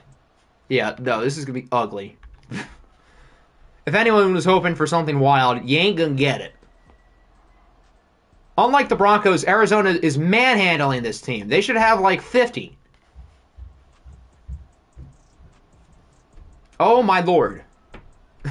This is looking bad. Warren Flowers, it's time to learn Seattle, buddy. 48-0. That'll do it. So the Cardinals are officially going to be the 7th seed in the NFC, and they are going to the playoffs where they will play against the Carolina Panthers in the first round, now that the Panthers are locked into the 2 seed. Michael Thomas was about as bad as you could have expected. Russell Wilson played well. Arizona ran the ball very well. I would hope so. 2 sacks for Agba. And then they had 4 interceptions, 3 of which were by rookies. I feel like the Panther game is now kind of irrelevant. They're playing the Caps, who would get the #3 pick with a Panther win. And presumably, if they keep that pick, would draft probably the best non-quarterback on the board. Maybe that's one of the linemen. Maybe that's Clifford Coleman. Maybe that's Hollywood Hargrove. I mean, they don't really need Hargrove. So I guess probably Clifford Coleman would be the favorite. I mean, Jax's coach is Trent Boyett, after all, who was a super good OFL corner.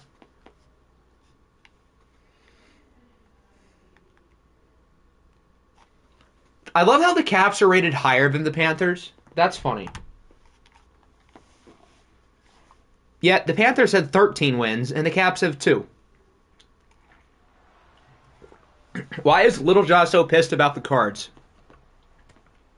Because, I don't know, it's funny. The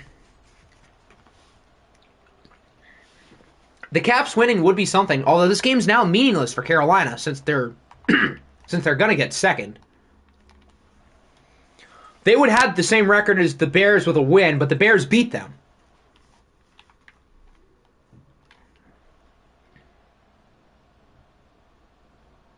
The Caps are actually winning. Oh my god.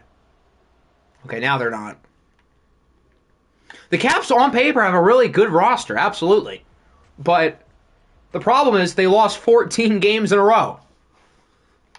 Although they're actually kind of making it a game here. All right, Carolina's up by 9.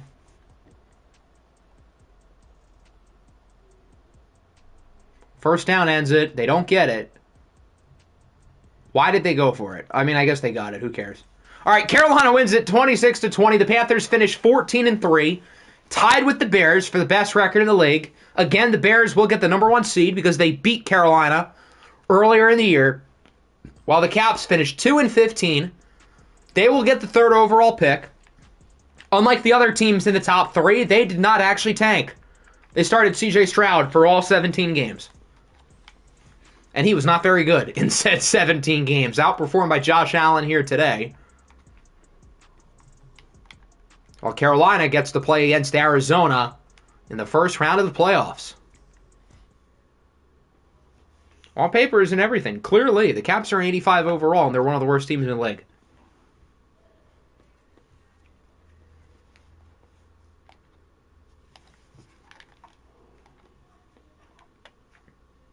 I'm here. Can you do mine next? I wanted to save it for the end, but if this is the best time for you, then I guess we're going to do the AFC East Championship next. Now, if the Dildos lose, they're not a lock to make the playoffs. The Riverhogs could sneak in and get that last spot. Did I lose the AFC East? How fitting. We're about to find out now. How long would it be? I don't know, like maybe an hour? Did you make Tank wide receiver 1 over Thielen? I think I did, yeah. Yes, the AFC East game is simcasting because we're watching the NFC West Championship.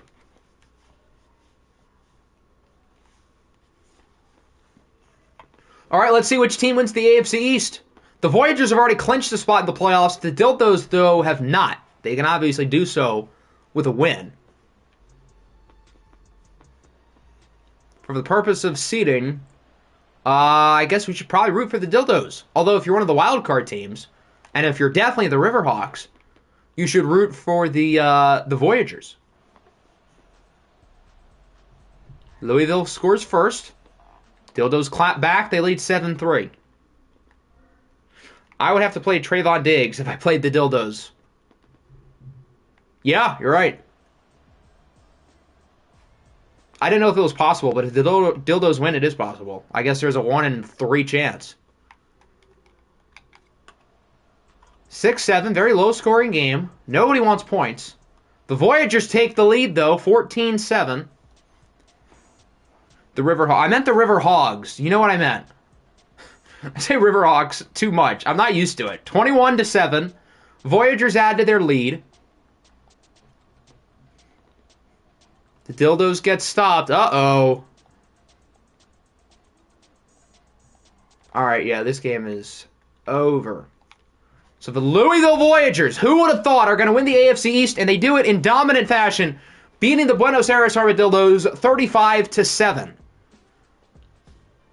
So this means the Voyagers, the Chargers, and the Steelers all have 12 wins. We lost to the Voyagers, so they'll be ahead of us.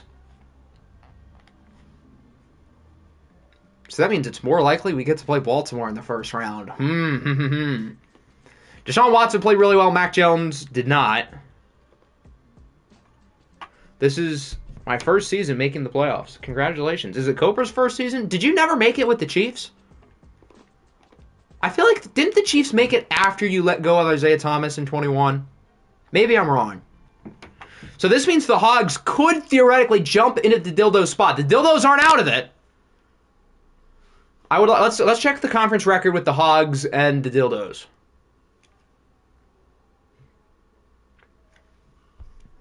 We actually decided to give your playoff spot to the Jets for your crimes against Nick Chubb. This is true. The Voyagers will not stay in the playoffs.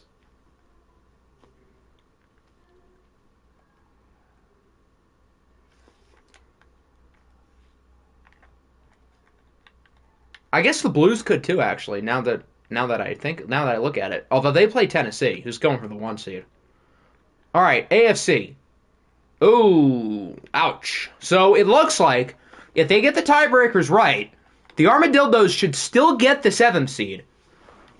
Did the Voyagers play against the Steelers by chance? We can figure out this AFC playoff picture now. They obviously beat us. Boo. They did not play the Steelers. Okay. So this just means the Voyagers would be ahead of us. It could mean it would be Voyagers, Steelers, Chargers, although that's not really fair for the Steelers, is it? All right, AFC. We're all tied. Then it's common opponent. I don't feel like looking at common opponent. So the Voyagers will be 2 or 3, the Chargers will be 3 or 4, and the Steelers are going to be whatever other spot is open. The Dildos should still probably be 7th, unless they give their spot to the Riverhogs. Did the Riverhogs play the Dildos by chance, or the Blues? That would change things.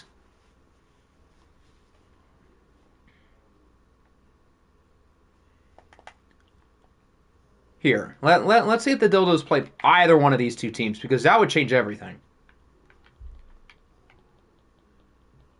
No. Okay. So then it should be the Dildos who still get the last spot. And obviously the Hogs play. Let's check there. What happened with those two? L, W. Okay, so they split. So head-to-head tiebreaker for the 7th seed is non-applicable. It's only splits or they didn't play. Yes, this means that the Ravens will not be 7th. It means you're 5th or 6th. And it means our chances of playing against you in the first round is 50-50. I hope that's the case. That'd be fun. I'd like to thank you for actually drafting Zach Martin. Who would have thought offensive line is actually... Offensive line's not important in Madden. Congratulations. I didn't give you him, though. The wheel did. Okay, not a good start for the Hogs. They're down 14-0 here against the Condoms. I thought the Dildos or the Blues. I'm certainly rooting for the Condoms here, although, again, the Dildos probably should get that 7th spot, but just to be safe... Yeah, this is embarrassing. Egaz. Yuck. 24-3 is your final. So the Riverhogs are officially out, which makes the Dildos' spot for 7th a little bit clearer. Assuming there's no funny business, why did Joe Burrow throw the ball 11 times? That's why. And that... Okay. Alright. I mean, it worked. Who would have thought A.J. Brown ruined the Eagles' chances making the playoffs, then gets traded to the Hogs? The Eagles are good, and the Hogs miss.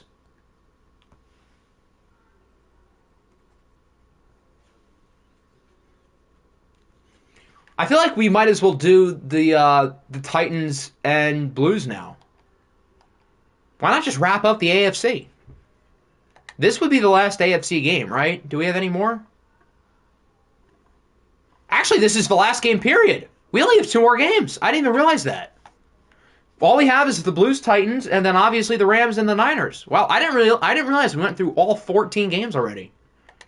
The more you know.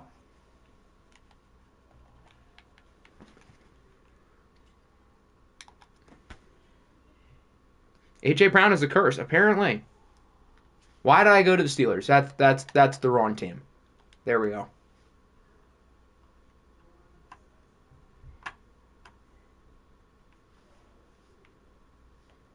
So if the Titans win, they get the 1 seed.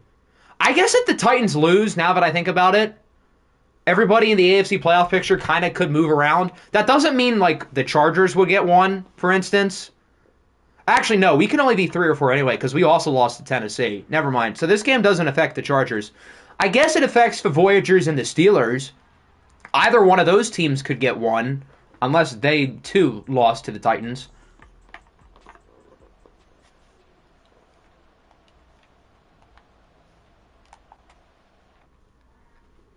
You beat the... Oh! Interesting.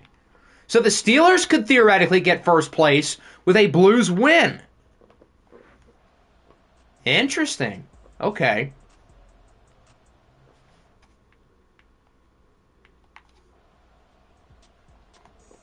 So far, the Blues are hanging in there. Not only that, they're winning. They're up 10-0. The Titans' offense has been silenced in the first half. All right, we're going to go a little slower. This looks like a game. We'll continue to simcast, though.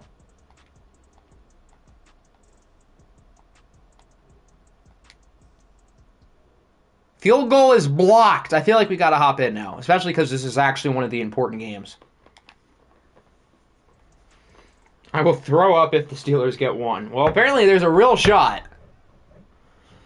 Let's see what Aaron Rodgers can do for the Titans as they look to get the number 1 seed in the AFC.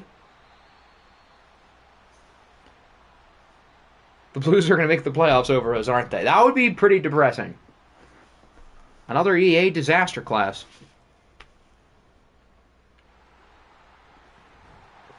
Although that shouldn't be the case, but you never know with this game.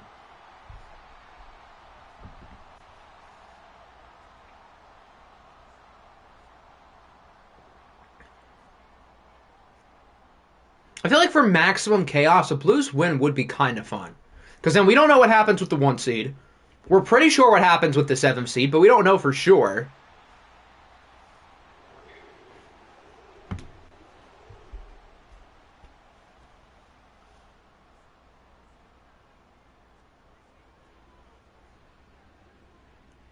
Rodgers under pressure off his back foot. Nope. They are in field goal range, so they should score here. Field goal is not bad, because that would tie the game.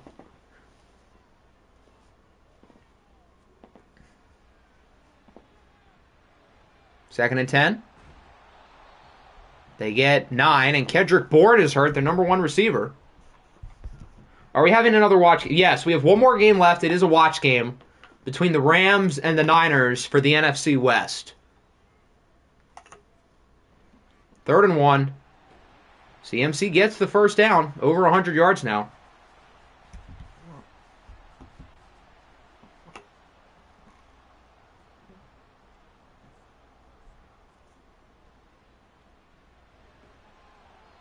Incomplete, good defense.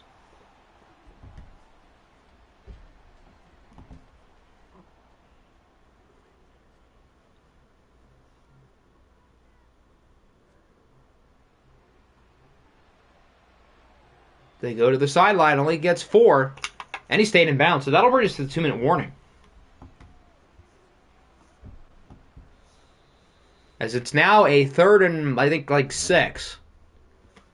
I love how our defense is good all game, and then we choke at the last minute. Right when we hop into the watched portion, it goes downhill. 3rd and 6, open for the touchdown is Tennessee. Is that Julio? Did they have Julio on their roster? I don't know who else that would be. But nonetheless, the Titans are winning. Who should the Niners... This game does not affect the Niners because the Niners are in the NFC. If you want maximum chaos, you should root for the Blues. If you don't care, then I guess root for whoever you want. I don't know. Did you win or lose? You lost. Congratulations. Against the Browns, who aren't very good.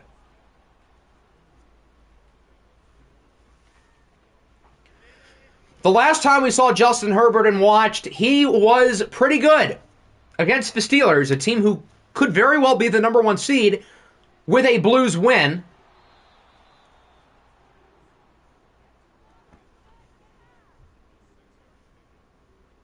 Hopefully the Herbert that played against me is here. Boink. Incomplete. Would anyone know if the Titans played the Voyagers by chance? I'm going to guess not. Incomplete. Now, obviously, they're going to go for it here on 4th and 4. This might be the game. They do have all 3 timeouts, but if they don't get it, it ain't looking good.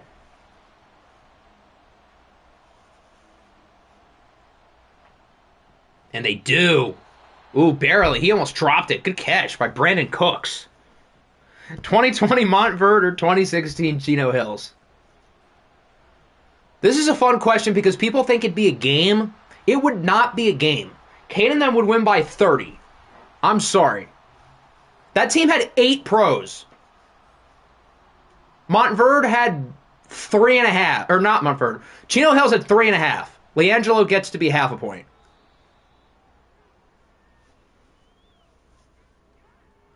Holding. Why is the screen black? Okay, there we go. I was very concerned for a second that the game just crashed. Bakhtiari's hurt. Wow, everything's just falling apart now for the Blues, isn't it?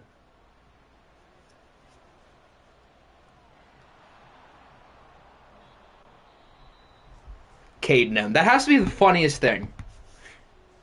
Why did everybody find that so funny, first of all? And second of all, why is it so funny? Because it kind of is. 3rd and 18, he throws out of the sack, and now it officially comes down to this. 2019 LSU or 2017 Browns. The Browns would win by even more than Caden. They would win by 40. If you put everyone on LSU, 2019 LSU on their prime, it might be different. Why are they running a screen?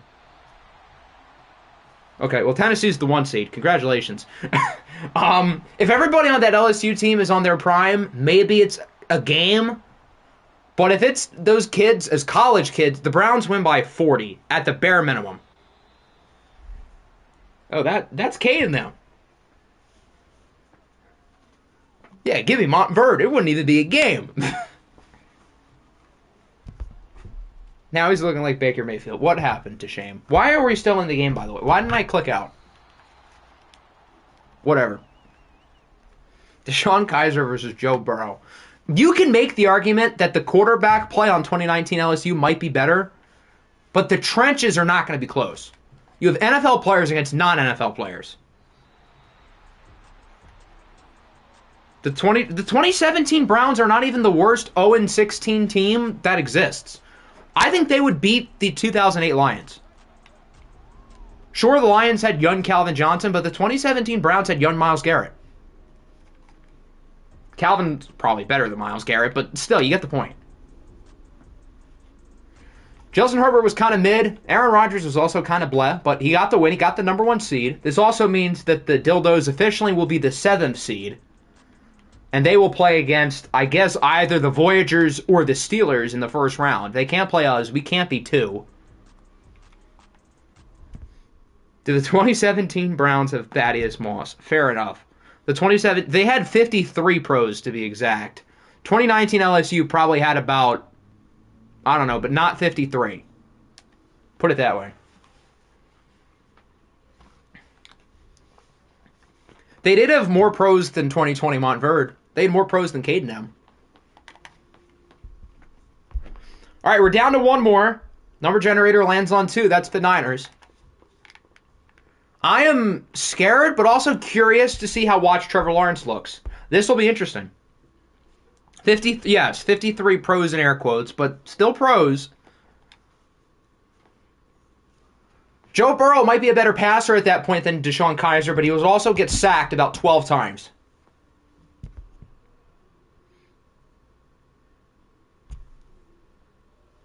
What's the debate? Well, first it was 2020 Montverde versus 2016 Chino Hills, but it's also 2019 LSU versus the 2017 Browns. Neither of which I think would be very competitive. Frank isn't here, so we can pick for the Rams. What would everybody want for the Rams?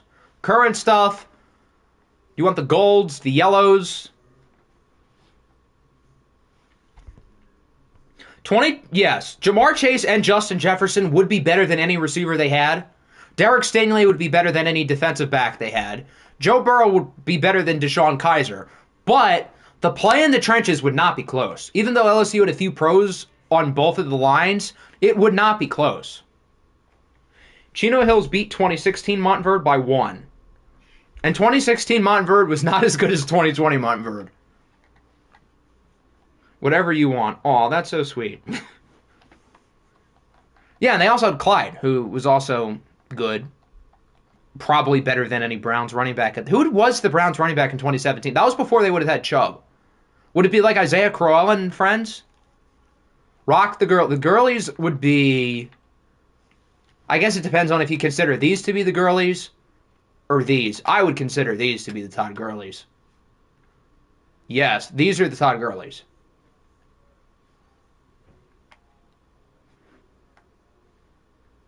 LSU had Lloyd Cushenberry. Yeah, that's one. LSU had a couple decent enough linemen who made the pros, but the Browns have a whole team of them. Duke Johnson, there you go. Like, sure, Lloyd Cushenberry's a fine player. He was a fine player at LSU. Good enough to be drafted in the top 100. But that's not enough. Lloyd Cushenberry in college is not stopping Danny Shelton. Not that Danny Shelton was all that. I want classic. Good choice. Smart man. Are these the Rams ones we want? Are these the girlies, or is it like the white one? Not those. This. Is this the one that we want?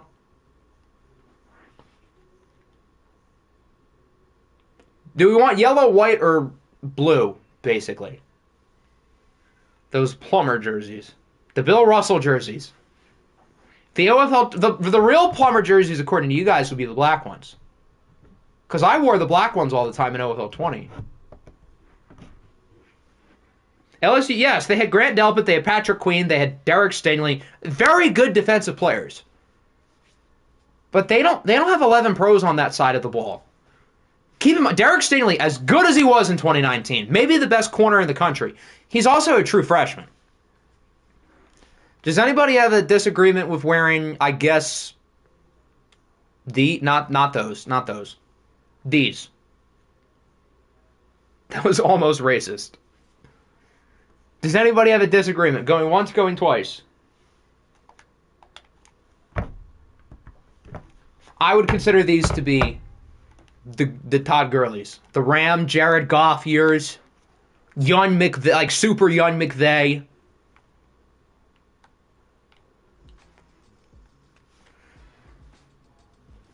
So we've got one more regular season game left of the year. Who wins the NFC West? Both of these teams are going to be in the playoffs regardless, but obviously you'd love that higher seeding. You'd love a home game.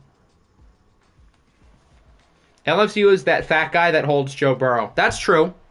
I think that was Tyler Shelvin, who ended up being a pro. But the Browns have more of those.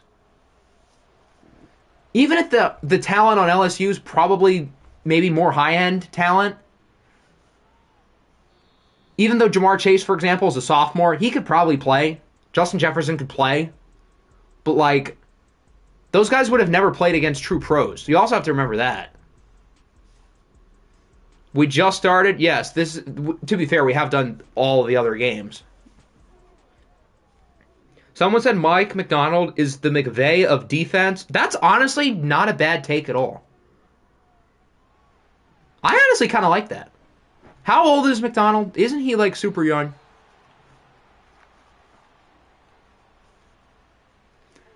The 2019 Tigers actually had 3 drafted offensive linemen just in 2020. Well, good for them, but they still wouldn't have ever played against NFL defensive linemen before.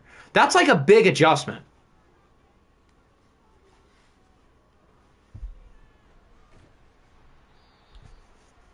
"2019 was the last time Chase played before the NFL. I'm not worried about him. I'm worried about the trenches. Even though LSU did have pros on the offensive and defensive lines, they've never played against actual pros before. They're pro talents, but they aren't pro players yet. There's Chris Jones. Would you say Caleb is better than Fields? I would say Caleb is better than Fields. Yes. I'm not saying college players can't be better than pro players. I'm just saying that a whole team of college players is not beating a whole team of pro players. Even if Jamar Chase and Justin Jefferson are the two best receivers in the game, even if Joe Burrow is the best quarterback in the game, he's going up against NFL defensive players, which he would have never really done before. Mike is 36. Okay, so he's not as young as when McVay was first hired, but still pretty young.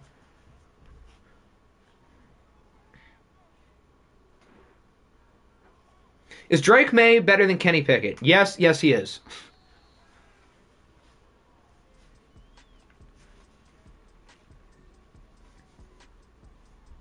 What result would be funnier? The Rams losing this game or the Niners losing? I don't know.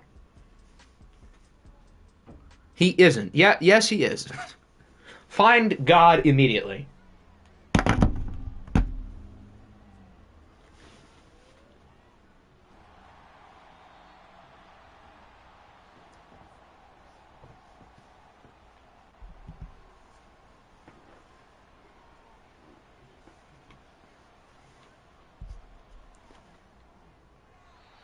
Boink!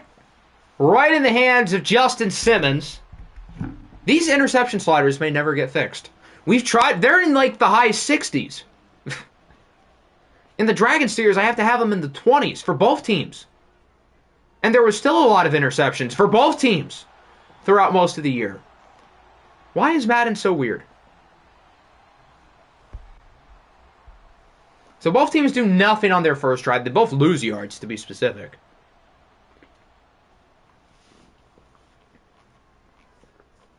Two of the best offenses in the league off to a slow start. Now we take a look at the Niners offense. Eagles playbook is a no. You ran 3 plays, though. It's because we play on arcade. Does arcade limit interceptions? I know arcade is like offense friendly, but I would think interceptions would count as big plays. If that's the case, then I'm open to switching. I didn't realize arcade was like non-interception friendly. That's lame. I want to see a Trevor Lawrence 360 no-scope pick. Oh, I can't wait. Joe Mixon loses 3, courteous of Jesse Bates.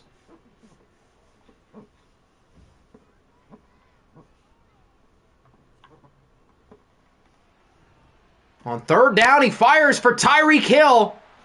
Showing off his speed. The Niners have some good receivers. Tyreek Hill, Cooper Kupp. Their receiver room may be ancient, but for at least right now, they're good. Switch to Sim after Season 1. Is Sim, like, considerably better? If it is, I'm happy to switch it. But I didn't realize it would be that much better. But I'll take your guys' word for it. You guys would know more about watched sliders than I would, because I know you guys have done more testing and stuff. As Mix, I think that was Mixon, loses 5. Nobody wants to run the ball, apparently. There's a screen. It actually worked. That's cool.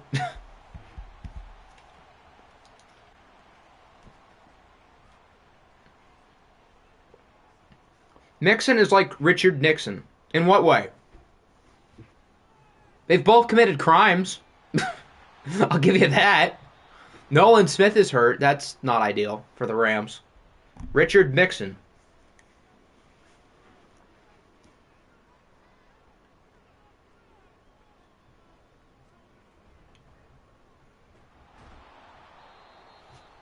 Mixon 5 carries for -1 yards. -1. That's the same amount of times that Richard Nixon won the Watergate case. They are both humans, absolutely. Are they both good humans? I don't know. He's not a crook, allegedly. And neither are the Rockies. Oh, God. You have to remember, I was 5. Why is Trevor Lawrence running it? Was there... He only took like 3 seconds. Was there nobody open that whole time? I thought he would have had a little more time to throw the ball. Yeah, actually, maybe not really. Tank Lawrence was kind of right there. Okay, fair enough. I didn't realize he was that close to sacking him. 51-yard kick is up. It is no good. He missed it. Looked like it was wide to the left. From, who's that? Ryan Santoso? Kids, this is why you draft kickers and punters in the fantasy draft. Why would they make Ronald Reagan figures anyway? I don't know. I was 5, okay?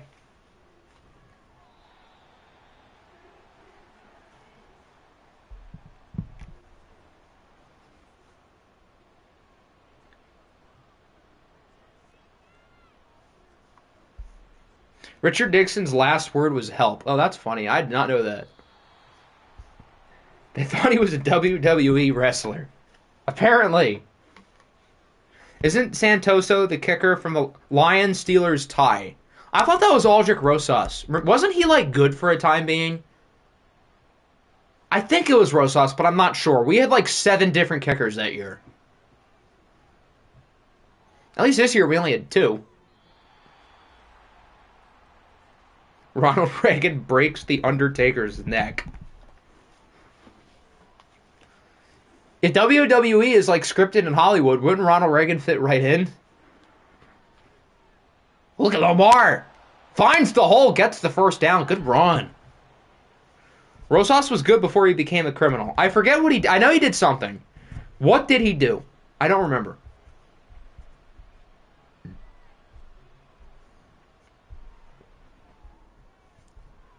There's a nice throw. They get it to the 3. I think that's Hollywood.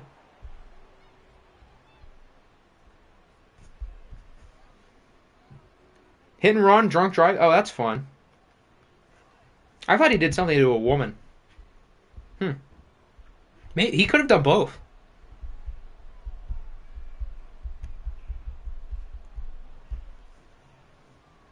As Najee Harris is in for the touchdown. And the Rams are on the board first. All right, Aldrich Rosas, his crime was reckless driving, hit and run property damage, driving with a suspended or revoked license due to a previous DUI. Okay, so he's a very responsible driver, it looks like. So it looks like you guys are right. And it looks like he's done it multiple times, too. Great guy, clearly.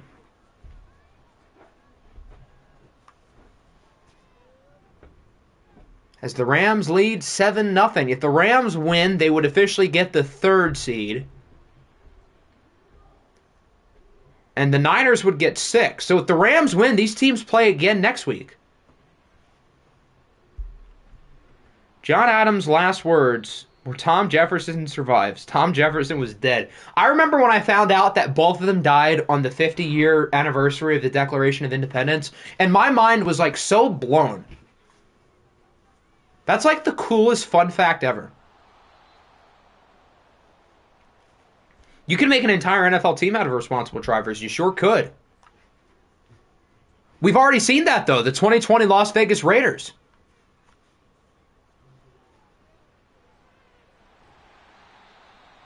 There's Tyreek Hill. That'll wrap up the first. I'd understand action figures for, like, George Washington, Thomas Jefferson, and Abe Lincoln, but Ronald Reagan, I don't know. I don't know. Again, I was 5. White people. That's a good answer.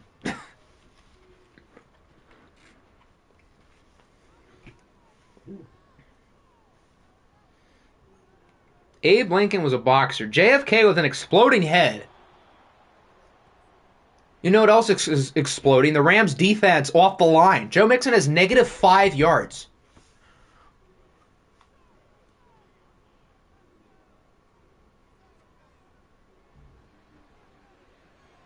Trevor Lawrence has been awfully good today. I'm impressed. Him and Tyreek Hill have made some nice plays. This is, so far, through 1 quarter, not Buffalo Bills Trevor Lawrence. Another dime! How did he make that throw? It looked like he wasn't even looking for 0. It looked like he was looking for somebody else. That's Calvin Ridley, I think. Right? Don't they have Calvin Ridley? Gambling man? Yes, it is. Imagine getting assassinated. Imagine. Couldn't be me.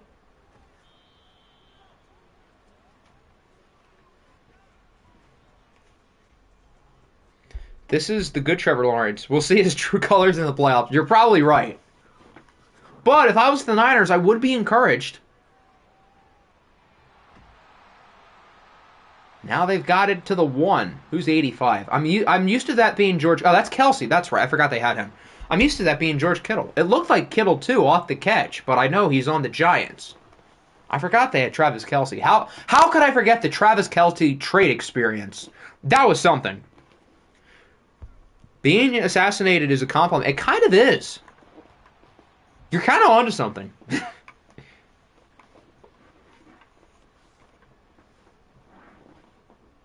Stop hate. He can hate. Trevor Lawrence nearly costed him a ring.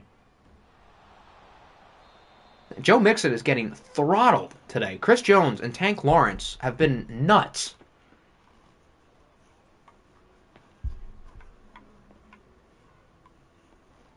Third and goal. And they got it. It's Travis Kelce with the touchdown. And the 49ers tie it at 7.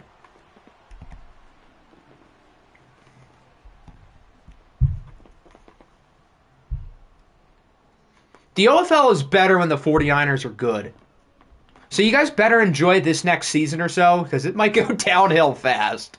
Although, as long as Trevor Lawrence is good, maybe not. Ronald Reagan, get these guys out of there, please. Family has never shared his final words. What a bunch of wimps. Quick, cut to Taylor Swift in the San Francisco press box. Former Bronco legend. Let's ride. Top 10 fantasy draft pick. Let's ride. Travis Kelce finds the wonderland of blank space in the end zone, and he's now going to shake it off. Warren Flowers loading. That's a good point. He's going to share a division with Warren Flowers, Lamar Jackson, and whatever the hell the Cardinals do. As Cameron Hayward is in for the sack. Octi's guy is... It's also Ron. Octi's guy when he was 5. Littlejaw wasn't even alive.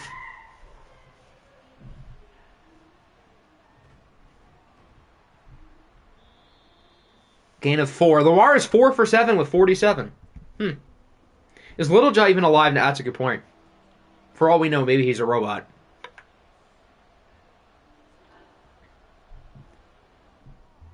Lamar with a strike downfield. Good throw.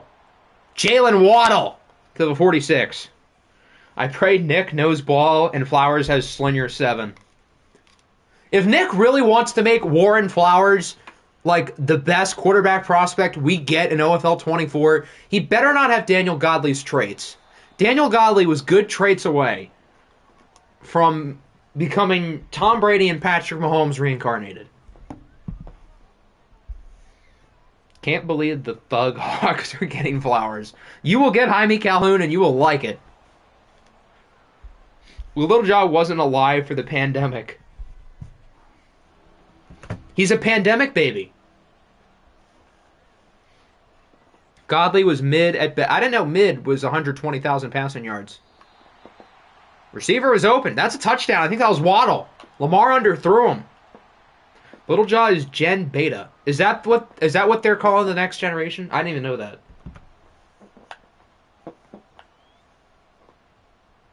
What, they go from Gen Alpha to Gen Beta? That'd be funny. I'm realizing that's probably a joke now. That took me so much longer to realize that it really should have. Godley is less than mid. Wow, apparently 120,000 passing yards is less than mid. And like what, 800 touchdowns, I think?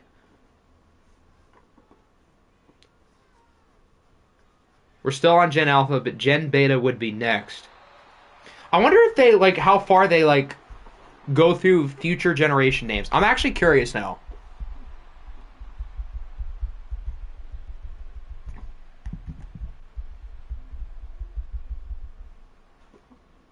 Yeah, Generation Beta would be 2025. Oh, wow, that's next. 2025 to 2039.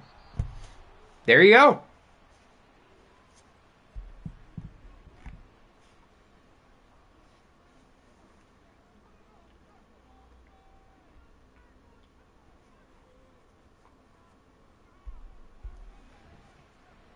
Good throw by Lawrence again to Tyreek Hill, who's been uncoverable.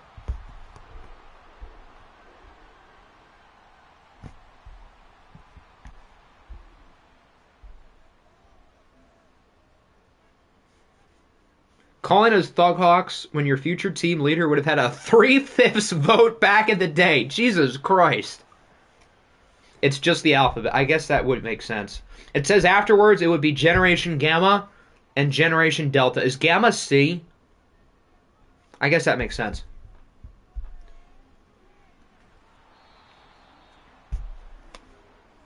Calhoun wears the VC's helmet, which is the best helmet, so there's that. Oh, wow.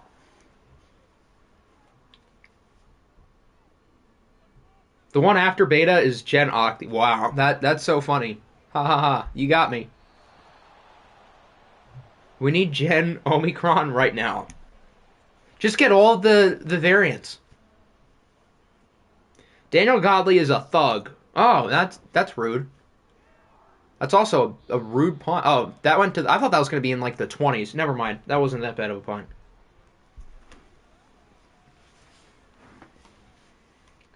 Well, obviously Dan cleared. Dan was the MVP. That's... Obviously. I'm not saying he's better than Dan.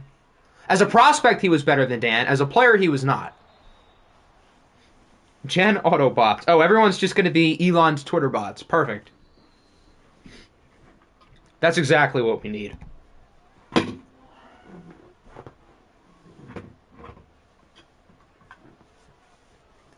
2-minute warning, tied at 7. I feel like the score hasn't really done Trevor Lawrence justice. He's been legitimately good. Godley has put up the most passing yards I've ever seen. Did Godley even have the most in OFL 23? I feel like somebody might have had more. Did Mahomes have... I know Mahomes had more touchdowns. He might have had more yards. But yeah, 120 is ridiculous. I don't think I've ever seen a number like that until that sim. So maybe it was just Godley. Part of it is being drafted at 20 and playing 25 years. But that's still ridiculous. Daniel Godley made it to nearly the end of the Madden save file. There would have been like one more year.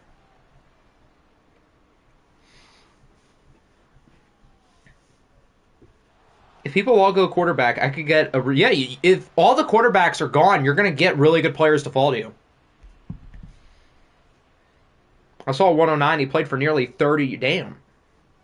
120,000 passing yards in 25 years is nearly 5,000 passing yards a year. I would just like to point that out. That's definitely not a fumble, by the way. But, like, if we do... Hold on. If we do 120,000 divided by 25, that's... Oh, wait. Well, that's not right. Oh, I did 12,000. I can't count. That's 4,800 passing yards a year. To put that in perspective, Lamar Jackson, who might be the MVP, has less than 3,000 as of now. Maybe he gets more as this game goes along. Daniel Godley averaged 2,000 more a year. As there's Chris Jones, who's been all over the field today with the sack. He won 2 bowls as a 60 over... Damn. Daniel Godley was never lower than like an 80. He stayed good. He really never regressed that badly. What a catch! That's Kelsey! To the 41. Lamar getting fake MVPs at OFL and in the NFL. Lamar is basically the same player here that he is there. For better or worse. I would argue for better.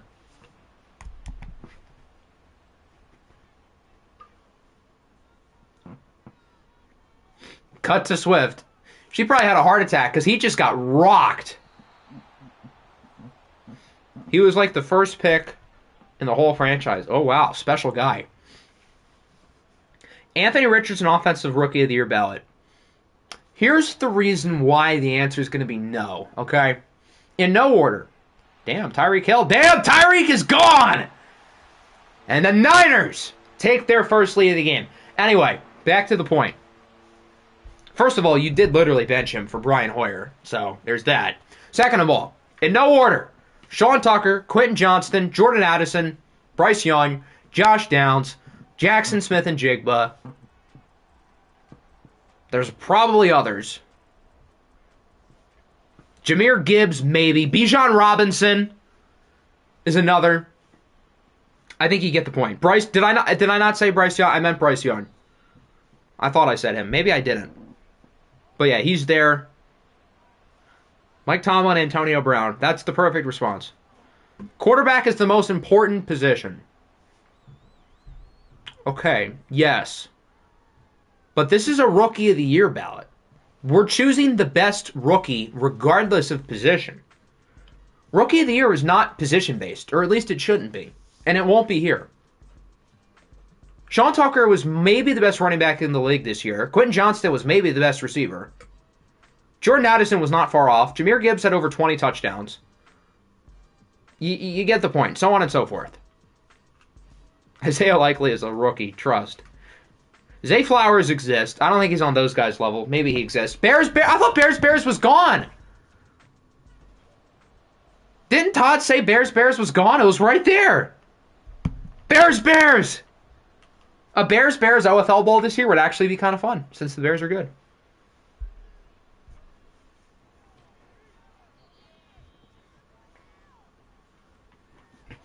I thought it was gone, but it's been here the whole time. Well, that makes me happy. Bears had to make it about themselves. Oh, is it because it's the last game of the week? I mean, it's still cool to see them, I guess. I didn't realize that was the reason, though. But aren't they... Oh, maybe they wouldn't show the others. Never mind. I guess that makes sense. Oh, well. Bears is not dead.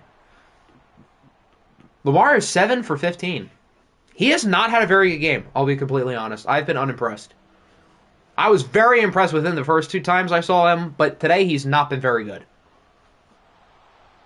I don't know why he hesitated. Got the first down. But first of all, I don't know why he hesitated. Second of all, I don't know why he's ran the ball twice. This is Lamar Jackson. Why is he running the ball twice?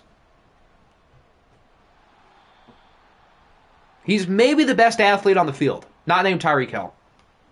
He should not be running the ball twice. At least you'll get Drew Sanders. Are we sure Drew Sanders makes the ballot? I don't know, man. Owen Papo's had a good year. I'm just saying.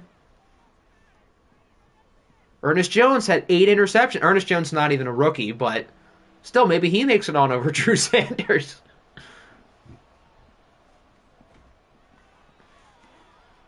Devin Witherspoon, Brian Branch, and Jack Campbell all had interceptions today for Arizona. Can Sanders be both on Defensive Rookie of the Year and Defensive Player of the Year? Theoretically, yes, but Drew Sanders has to be good enough for Defensive Rookie of the Year first. Wink, wink. But no, in all seriousness, there's a legitimate shot we have rookies win both the Offensive Player of the Year and the Defensive Player of the Year.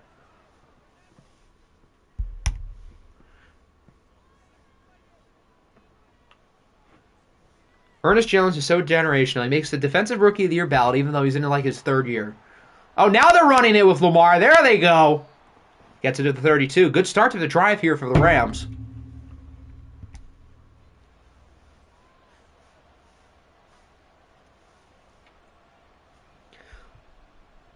This is just trying to get yards. Stat pad game.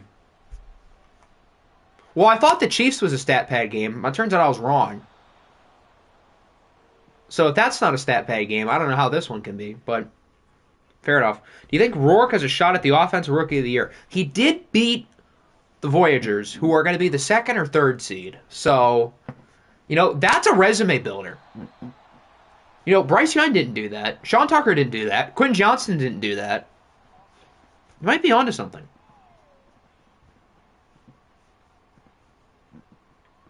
I need to switch my positions back before re-signings.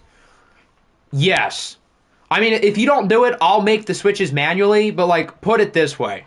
Any player who's out of position will not be signed at that position. I don't remember who you had to pay. I know with the Raiders, they had Tariq Woolen at left tackle. So, for example, I would pay Tariq Woolen as a corner.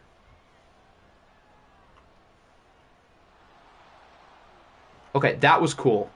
What a run by Lamar. He gets 16. You think offense should lose downs for holding to make it fair? I saw a video on this last night on what a British guy watched the 2 conference championship games, and he had 4 thoughts, and all of them were pretty good. One of them was that the offense should lose downs on a penalty, which honestly kind of makes sense because whenever the defense makes a penalty, it's an automatic first down. Lamar picked up his own fumble. Damn. So honestly, I kind of feel like the answer to that should be yes. I feel like the offense maybe should lose downs. Or at least I would think about it. They're already losing yardage. But in a league that's become offense heavy, I feel like that's not the worst idea.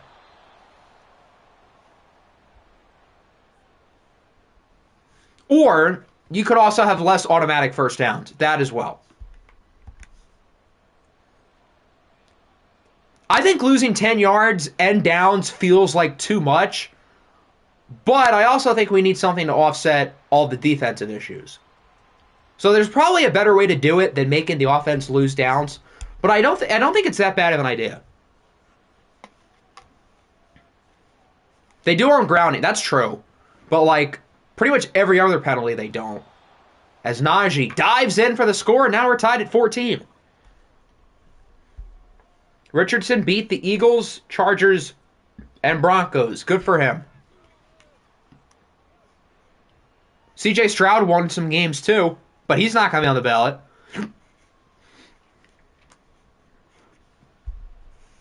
John Angelos is selling? Thank God. Good for them. It's about time. Now it's time for the Angels guy to be next. Why am I blanking on his name? But yeah, he needs to be next. Make PI 15 yards or a spot foul if it was within 15 yards. I agree, but I also disagree. Like, if you're a defensive back and it's one-on-one, and you're like 50 yards away from the line of scrimmage in the opposing end zone, all you have to do is grab the receiver. There's no way he can catch the ball, and it's only 15 yards. So I feel like that's not enough. I also feel like some defensive penalties are too much, though. But I think in certain instances, like with pass interference, I feel like you can't fully do that. Artie Moreno. Yes, that's who it is. Thank you. I don't know how I forgot him, but yes, that's who it is.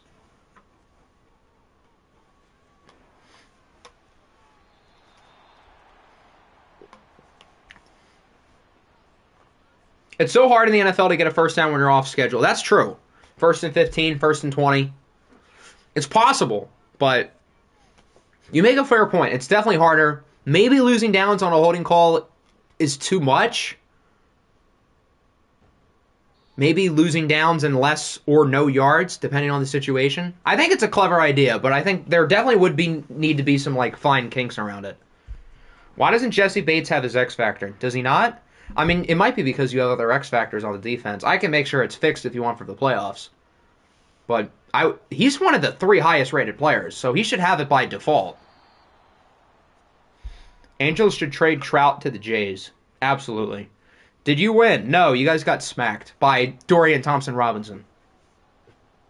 I only have 1. Oh, well then that's weird. Huh. Holy cow, what a throw. Jesse Bates has X Factor, right? I think he actually might not. That might be the issue. I forget if he does or not. I know I had this conversation with somebody. If he doesn't have it, he probably should have it. But okay, he does have it. So then in that case, I don't know why it's not showing up. That's weird. Can you look at the Black Knights and Lions Uniscreen and tell me who Taquarius Tisdale is? That's a funny name. Bobby Slowick got an extension. Good for them.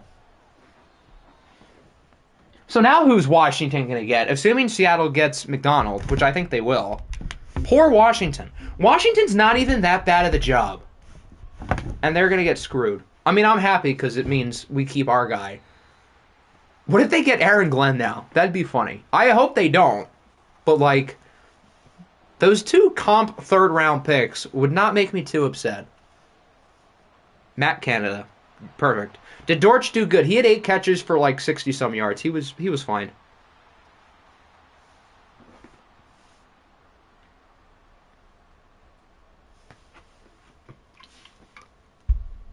Little Jaw has a fake person on his team. Apparently. So the Rams can take the lead. The Niners get the stop, though.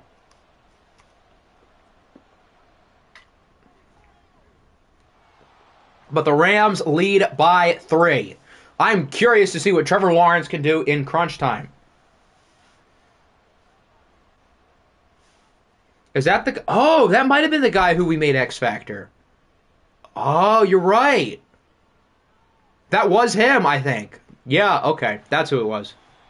I remember now.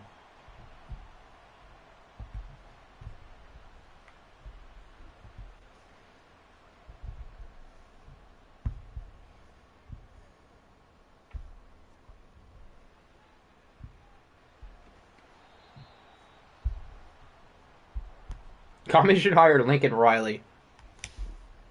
As an honest USC fan, I believe that we should extend Lincoln Riley for the next 20 years. Keep him in Southern California. Go Trojans. Does USC know who their quarterback is next year? Are they rolling with Miller Moss? Bates has no X Factor. Oh, wow, you're right.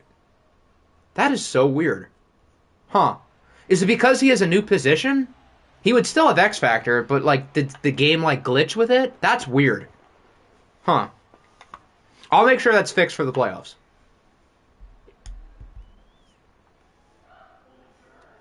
He is so good. I mean, you're probably right. Lincoln Riley is a good coach, but, like, I've been unimpressed with him since he came to USC. Other than, I guess, the development with Caleb Williams, and obviously he's done a great job with quarterbacks over the years, but he also hasn't consistently won big games. So, like, in reality, yes, he's a good coach, but I feel like he could be doing better, put it that way. Keaton Slovis returns to USC. Oh, that's perfect. Jackson Dart returns to USC. There you go. I would not trust Lincoln Riley in the NFL. I would not either. Although, with a team with a young quarterback, I would be a little intrigued. Oh, you're talking about Miller Moss. Oh, I thought you were talking about Lincoln Riley. The one real game of Miller Moss, he was really good against a good Louisville defense. Those guys are no slouches. So, like, if they've seen his development, and obviously they picked him over Malachi Nelson, who was one of the best recruits in the class, so they must view him highly.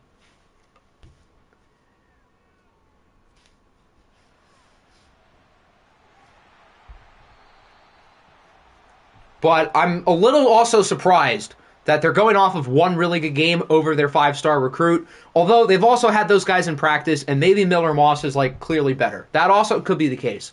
So I'm curious to see how it goes, and I hope they made the wrong choice. Because that would be funny. Is Jordan Travis in the draft? Yes, he is. He'll probably go on day 3, maybe.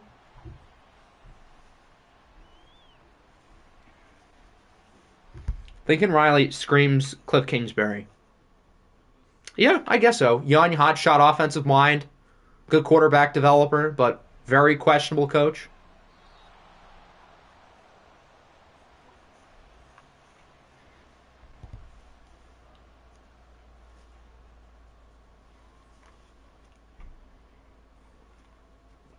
Third and 4 might be the biggest play of the game. And they got it! Tyreek Hill with the touchdown, and the Niners are on top. I have some friends, and my friends say the whole team loves Miller. Oh, well, that's helpful.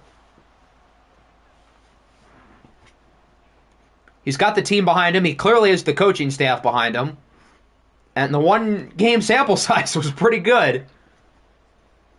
But again, it would be awfully funny if it doesn't work out. Although I guess for Miller's sake, I'm not rooting for him to fail specifically. As a USC fan, we should extend Lincoln Riley. As a UCLA fan, we should extend Chip Kelly. As an Oregon fan, you should be quiet.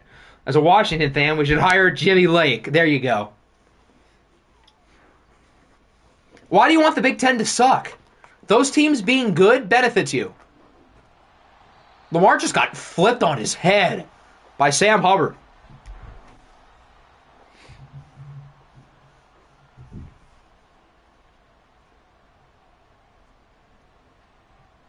Lamar on the option. That's going to get him a first down. Now they're running the ball with him, and shockingly, it's working. Who would have thought? The elite athlete quarterback is running really well. J.J. McCarthy to Atlanta. I have a vision with J.J. McCarthy, not with Atlanta, But, like, especially if the Broncos do really like Bo Nix, as I think could kind of be the case, what about J.J. McCarthy in Las Vegas? Pick 13 feels rich. But if they really like him, I think it's a creative idea. I still don't think we have anywhere more than 4 QBs in the first round, but I think especially now teams are going to be desperate because I feel like more teams than normal who have to get a new QB at some point. Easy Big Ten, easier chances for the title, and auto bid. Yes, that's true, but if you don't get the auto bid, having the conference being better means it's more likely you're going to have 3 or 4 teams who get the later spots. And if you're like the 3rd or 4th team there, that'd be helpful. J.J. McCarthy, Vikings. I agree. I like that idea.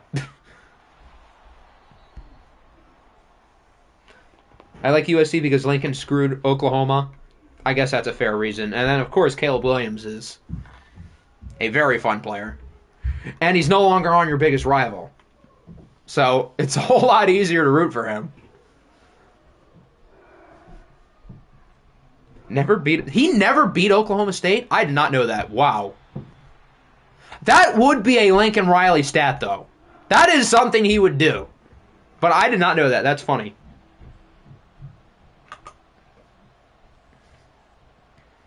Never forget when Harbaugh interviewed his friend for the offensive coordinator spot, Willie Taggart.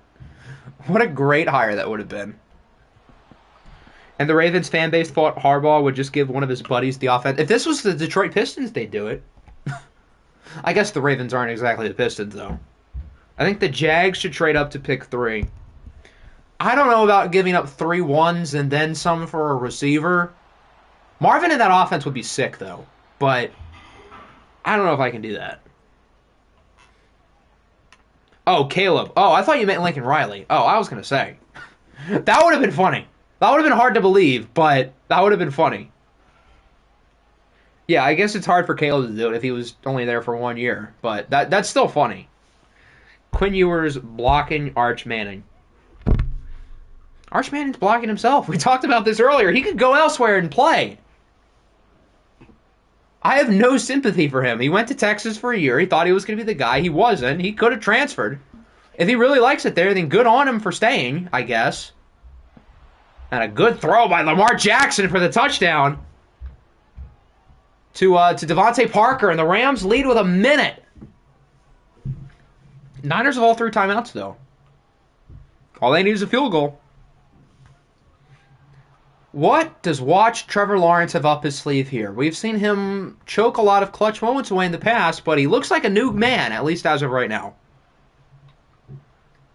Arthur Smith in Pittsburgh. Get ready to learn Michael Pruitt. Not Darnell Washington. We're stooping that low.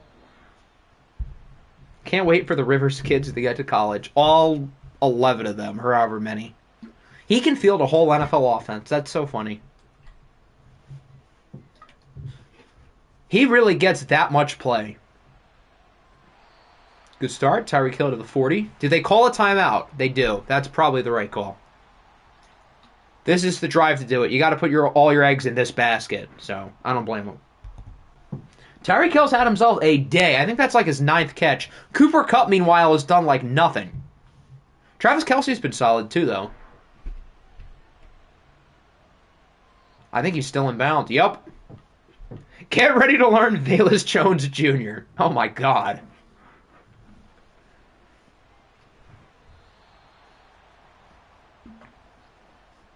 That would be sad. All Trevor's got to do is chuck it up for Tyreek. Hope he outruns the defensive back. Which is very possible. 3rd and 1, they go with a check down. I don't get that. If you're looking for something short, go out of bounds. They get nothing. They're going to have to go for it because they're not in field goal range. So this is the game. The NFC West on the line, and they got it with Kelce. Going to have to probably use that timeout, though. Okay. Do you go for the 61-yard kick, or do you go for the win? I think they're going to kick it. Denmark, who's your kicker? Oh, they're not. They're going for the Hail Mary. Okay. They don't trust their kicker. All right, Dan Campbell.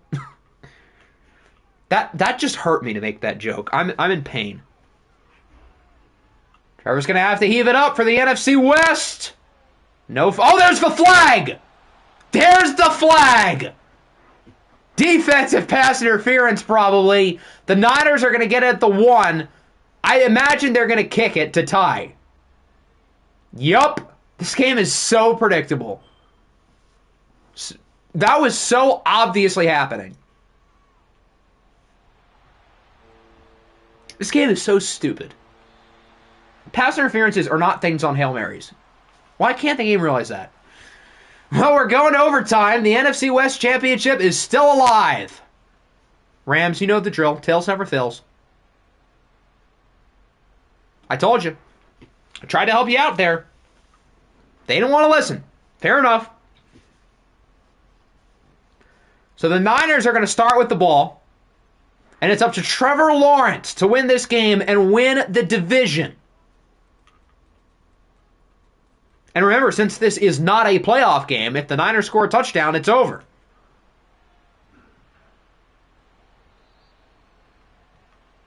You did not guess tails because it said it's tails. The Niners have won the toss.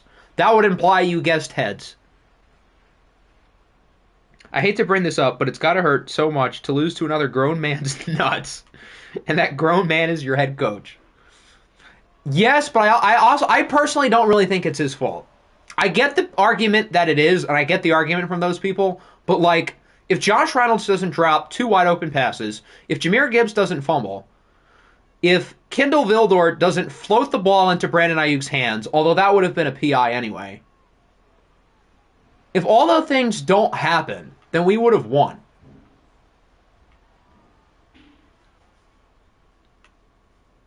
I forgot how short overtime was here. Since it's 9-minute quarters, the overtime is barely 6 minutes. 3rd and 6, with the sun in everybody's face, it's incomplete. That angle is so annoying. Oh my god. It's so bright, you can't even see. What Vildor was doing on Ayuk anyway. Here's the thing. We don't have any better alternatives. Our corners are that bad. The fact that we made it that far, nearly to the Super Bowl, with Cameron Sutton and Kindle Vildor as our starting corners is impressive. The fact that we are able to mask such an issue, and yes, we have one of the best slot corners in the league, but our 2 outside corners are a disaster. Lions trade up for Nate Wiggins. I'm going to say no, because for one thing, I think I like Nate Wiggins, but I think the options at 29 are going to be just as good. I would bet that one of Kool-Aid McKinstry, Cooper DeJean, or Quinion Mitchell makes it there. And I don't even know if Nate Wiggins is the guy to trade up for. Terrion Arnold's real good. Although if we end up moving up like to 20 and pick Nate Wiggins, I wouldn't be upset at all. But I feel like we probably could get more bang for our buck. Should have signed D Virgin. If Kindle Vildor can't cover Brandon Ayuk, do you think I can? Really? 5 times as many PATs and field goals as there are dropped interceptions. Cooper DeJean is my corner 1. That's fair. I feel like everybody's going to have different top corners because there's so many good ones.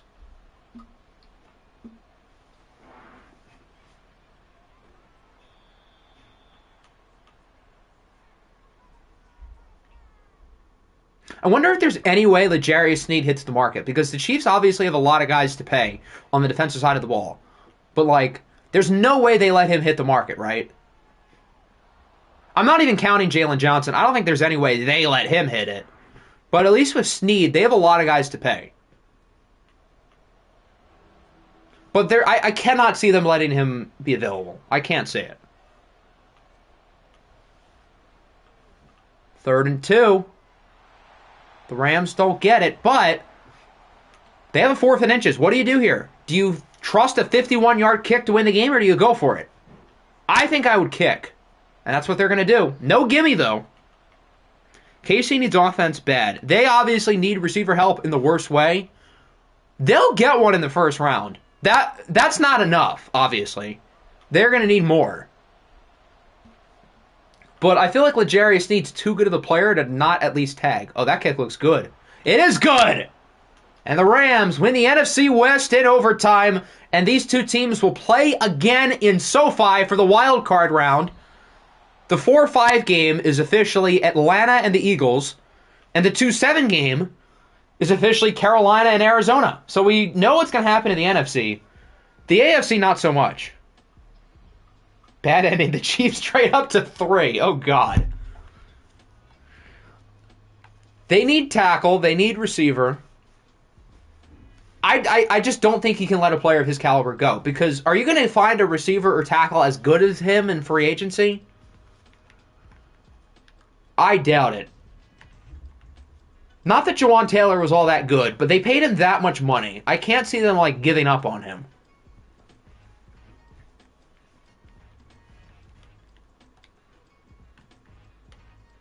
Oh, yes, we know that the Ravens are going to be 5 or 6. There's a 50-50 chance that we play Baltimore. I hope it happens, because that would be fun.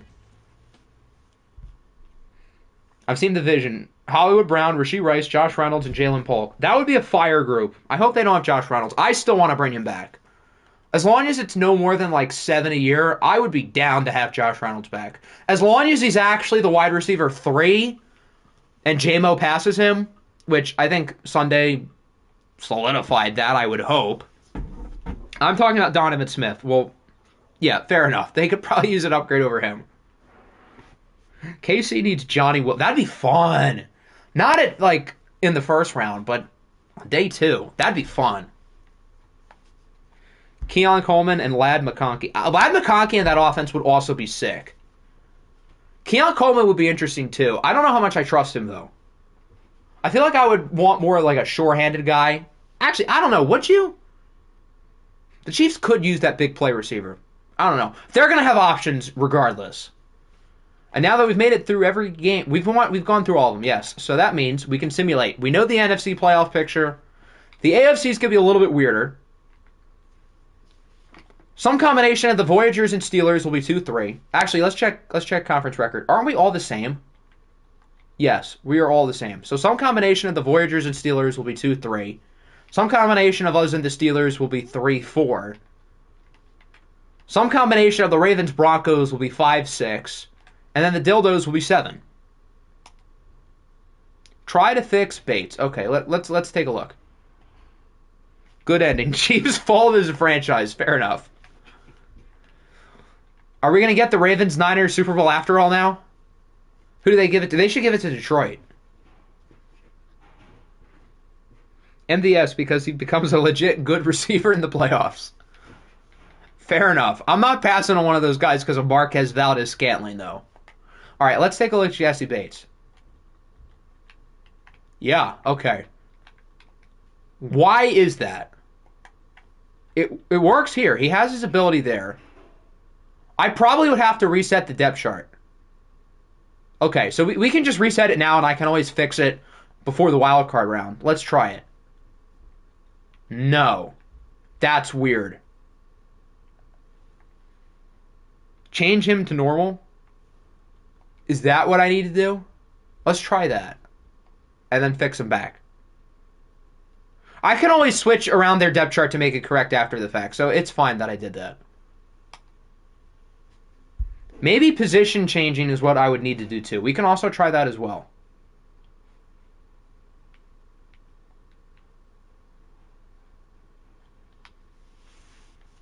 Change him to normal and keep him there. Perfect. Alright, does it work? There we go. Alright, he has it. I can switch the depth chart before the playoffs, so it'll be fixed. And I can give you the ability. DM me the abilities just so I don't forget. All right, let's sim. Here we go. Change his team to the Jets. Boom. We want Baltimore. Give us Baltimore. Okay, so let's start with the standings. Do we want to actually, hold on. Do we want to start with the standings or do we want to start with the playoff picture?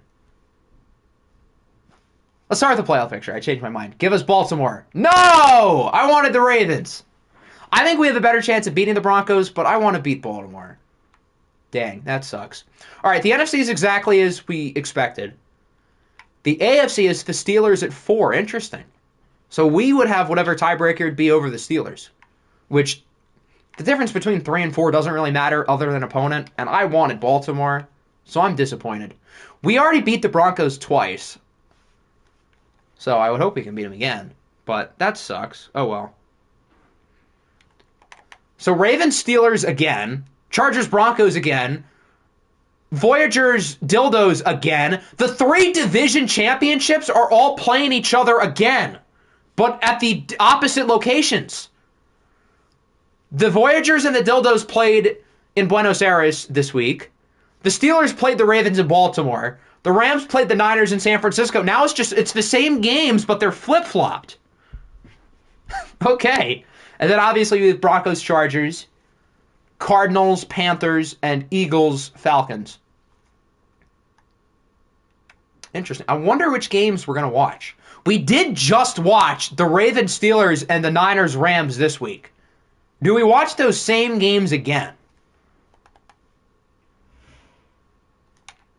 All right, let's start with draft order. So right now they've got Seattle at 1, so it looks like the Seahawks will in fact get the first pick in the draft and the opportunities to select Warren Flowers. Then we've got Raiders, Caps, Browns, and Bulls rounding out the top 5. Bengals, Cowboys, Huskies. London gets to pick in the top 10. The Chiefs still get to pick in the top 10. The Riverhogs, Jets, and Blues are the only over 500 teams who missed the playoffs. I'm once again asking for you all to vote against the Arizona Cardinals one more time. So the Steelers win the division, but they get to play against Baltimore again this week. The Titans are obviously the number 1 seed. The Voyagers beat the Armadillos for the division, but they get to play again this week. The Chargers beat the Broncos last week for the division, but again, we get to play again this week. The Bears are the number 1 seed. Carolina and Atlanta, of course, both in. The Eagles make it out of the East. And the NFC West is the only team, or the only division with 3 teams. The Rams just beat the Niners for the playoffs, or for the division title. They get to play again. And then, of course, the Cardinals squeak in at 7.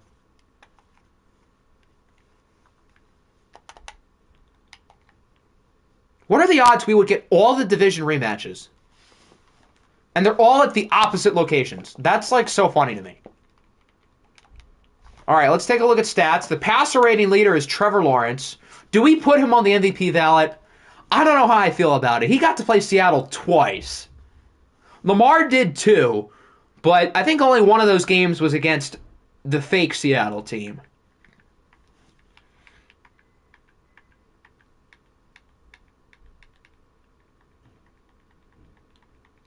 There was some bad quarterback play this year. Jeez.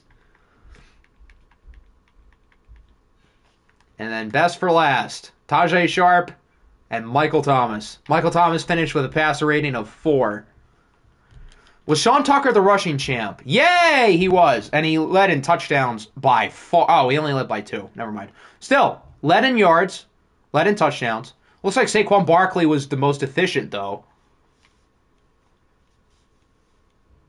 It says Sam Darnold's the leader. There you go. Jared Goff was awfully good this year. The receptions leader, by a lot, is Greg Dortch. Kendall Hinton for MVP. Is Derrick Henry ready to play? I would assume not. EA used to do where players could come back early from injury, but they took that out, which is lame. Greg Dortch led in yards by like 200. Oh my god.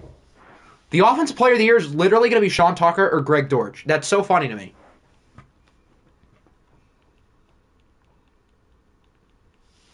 Two of our 6 meme players are going to be the top 2 Offensive Player of the Year candidates. Who allowed the most sacks? It was Mike McGlinchey, Taylor Decker, and Chase Daniel. I'm surprised Chase Daniel didn't allow more. Defensively, tackle for loss in the AFC, Brian Brzee. Sacks, Micah Parsons with 19. Interceptions, 8 for Ernest Jones. Of course, he led the league in picks.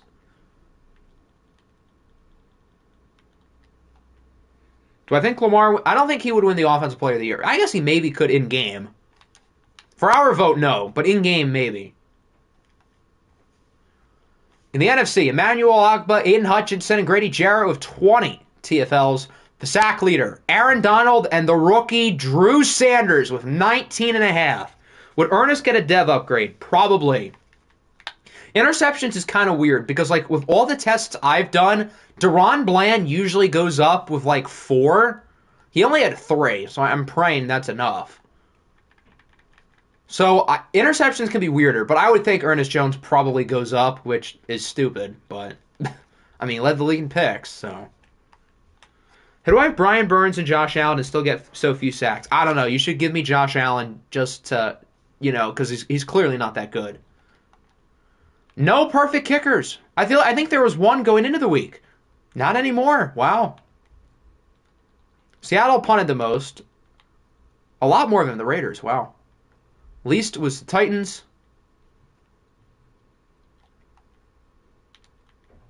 2 kick return touchdowns. 2 punt returns. The Jakeem Grant, we saw the Jakeem Grant one, right? I think we did. Obviously, so we saw the J-Mo one. Because, well, King Waymo is the king. Who did Madden give the MVP to? They give it to Josh Allen. Okay. Top 10 looks pretty fair. I don't see any major issues here. Coach of the Year, Cam Newton in Carolina. Okay. AFC, Offensive Player of the Year is McCaffrey. What? Over Sean Tucker? That's lame. Depoy is, oh my god, it's Ernest Jones. You've got to be kidding me. Offensive Rookie of the Year, Sean Tucker. How is Jahmyr Gibbs over Quentin Johnston? What are we doing? Defensive Rookie of the Year is Owen Popo. Very nice. He won't be the overall Defensive Rookie of the Year, but at least he is for the AFC. That means he'll probably go up in Dev. Mahomes wins the best quarterback. That's stupid. I guess the AFC didn't have many better choices. Sean Tucker, best running back. Best receiver, Keenan Allen. Dortch got robbed. I'm sorry. I don't care. Keenan Allen led the league in touchdowns. That's a robbery.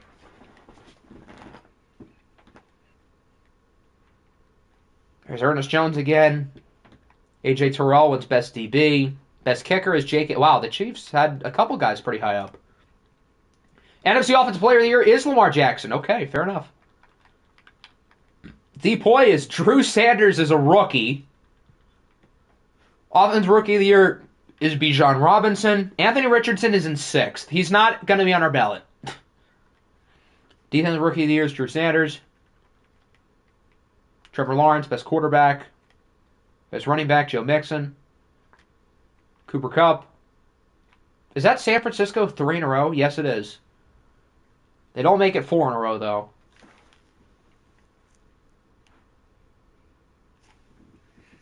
He's the commish. He should cook in the playoffs. Oh, God, it's over. Well, it was fun while it lasted, guys. Congratulations, Denver. You're moving on to the second round of the playoffs. It's so over. I hate it here. All right, we'll do team stats now. We'll do every team. I wish there was a quicker way to do this, but... Mac Jones had 38 touchdowns. My God. That's the Kansas City or Dallas playbook for you. I forget which one he's using, but I think it's one of those two. Sanders can get so much XP. When we get to the Black Knights, we'll check, because I'm actually curious. He's going to get an absurd amount. He's going to be nasty. The Bears' leading receiver had less than 800 yards, yet they're the 1 seed. What happened in the game I love? Well, clearly this is what happened.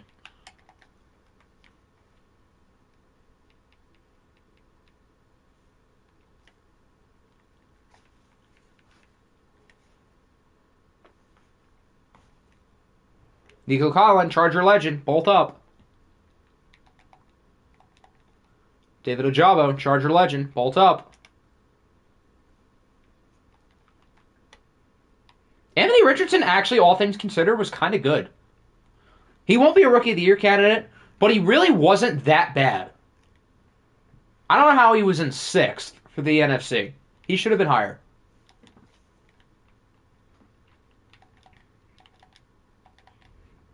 All right, let's take a look at Drew Sanders. So he's a 77 with only 6,000 XP this week. He might get more, though.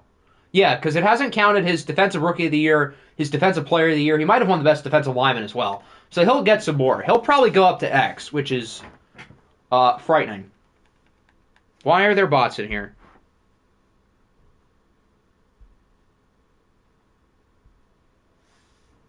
There we go.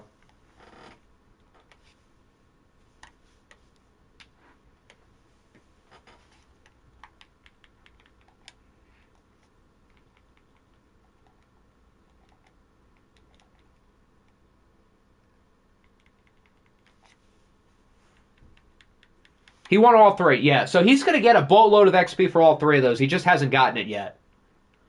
So along with X Factor, he'll be somewhere in like the mid-80s next year. Damn, Denver had a lot of interceptions. This actually encourages me. If their turnover differential is high, they're a little bit more fluky.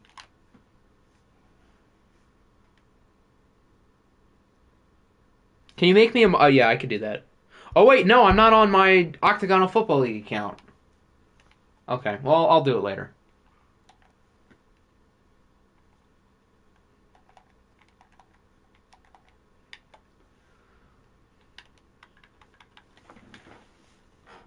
.115 passer rating for Jared Goff. What a guy. Did Wagner get the tackle title this year? That's a good question. He finished with 135. No, he was like 6th, which is still pretty good. And ended up going to Minka. Minka Fitzpatrick is a quiet Defensive Player of the Year candidate. Led the league in tackles, 7 TFLs, and he also had like 6 picks. That's Defensive Player of the Year type stuff for Minka. Team success matters for like the MVP. It does not matter for Depoy. I don't care how bad your team was.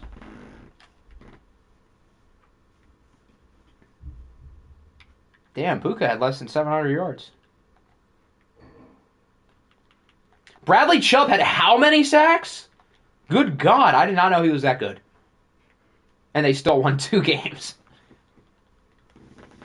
I wonder how Minka got all those tackles. That's a good point, but still. It helps when your defense is always on the field. In my user league with my friends, I was 4 tackles away from having the tackle leader. Unfortunate. What's also unfortunate is that Jalen Hurts only averaged 230 passing yards a game. I mean, I guess that's what happens when you have the rushing champ, but still.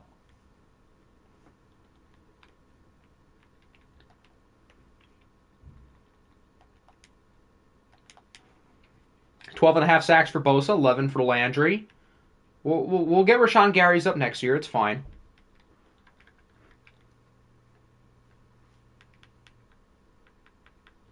Kendall Hinton, QB1. They need to trade for Justin Jefferson and get Deron Bland. That's exactly what the Lions need to do. I agree. I think the Lions would be a lot better if Justin Jefferson was on the roster. Sure. Quinn Williams had 16 sacks. Good Lord. Did not know he had that many. Saw the C's were up, but I'm excited. I'm still fully not used to not being the Bengals. Austin Eckler was that good. Holy cow. I'll trade Josh Allen for Justin Jefferson. This is Josh Allen, the pass rusher. Don't forget. Harold Landry, Devil Magic. Harold Landry is that guy. How did he make it to day 3?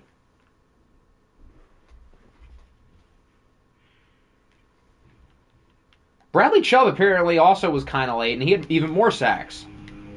Somehow. Dallas. P.J. Walker was not horrific.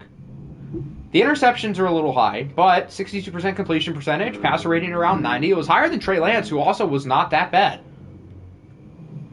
John Dotson had a really good year.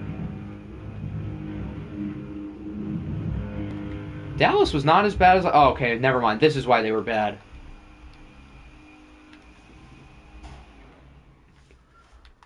Here are the dreads. 666. He might be the devil. Their leading receiver had 615 yards, although they had 5 guys within 200 pretty much. I guess that's one way to spread the ball. Just have everybody be a wide receiver 3. Here are the Eagles. 9-day difference at quarterback for them. Montgomery had 1,400 yards. Goodness gracious. I did not realize he was that good.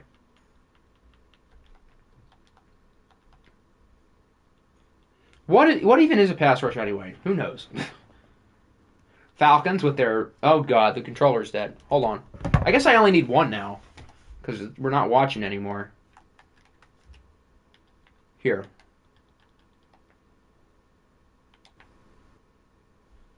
There we go. What? What is happening? Okay, I thought the stream crashed.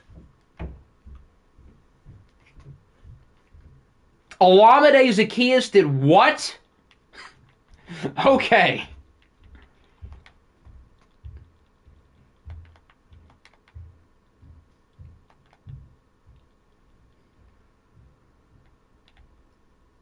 Niners, Trevor Lawrence, 124 passer rating, even though it's kind of fraudulent.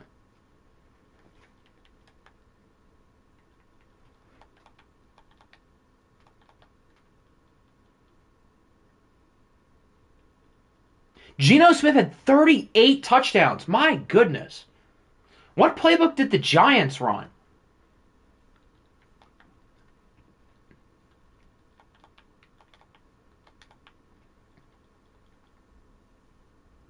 Niners got Jose Ramirez.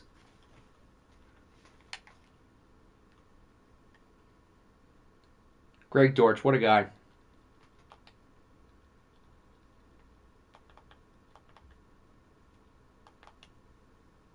He had a lot of turnovers. I guess that's how they won 7 games.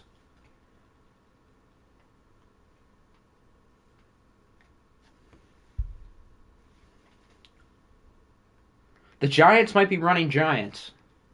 I don't remember if he switched his or not. Chidobe Awuzie with 4. Should have led the team in picks if not for Tajay Sharp. Mingo at over 1,000. Eek.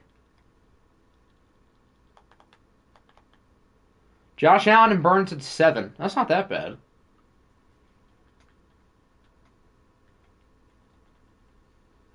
Speaking of Josh Allen.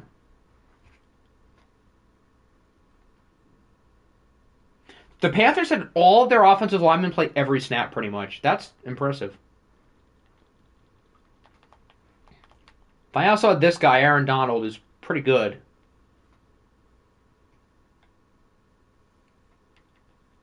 Why are they still at linebacker?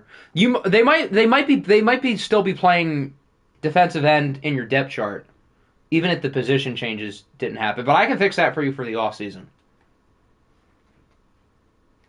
Where's Nathan Rourke? Oh, he's a running back now. Would it still have his passing stats? I would hope so. Yes.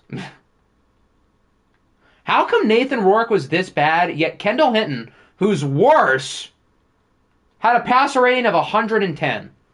Their leading receiver at 22 yards a game. Oh my lord. Mekhi Becton and Ted Karras still allowed more sacks than Tariq Woolen, who only allowed 4. Then on defense, CeeDee Lamb had 17 tackles. Good for him. Change Anthony Richardson's number to 15. Okay, you should probably remind me of that so I don't forget, but yeah, I'll make sure that happens. Chig Okonkwo led the Rams in receiving.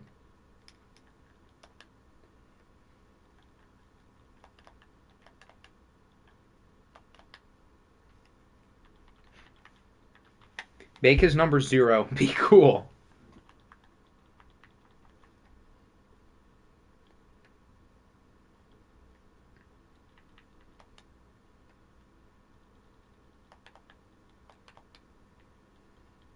They had 4. Damone Clark had 7.5. Wow. Good for him. They murdered everyone on that roster, those damn Raiders.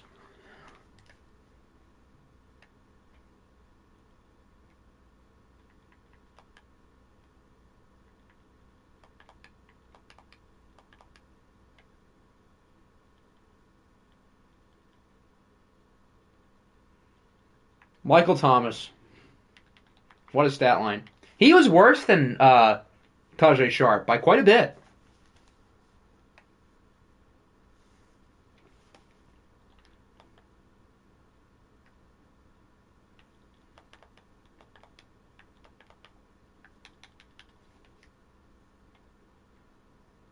Steelers.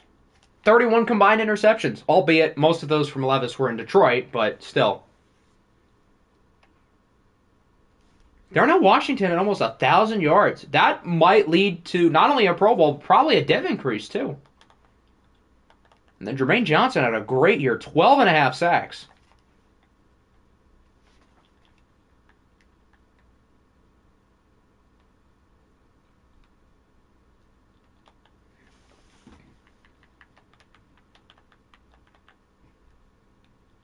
And last but not least, the Voyagers.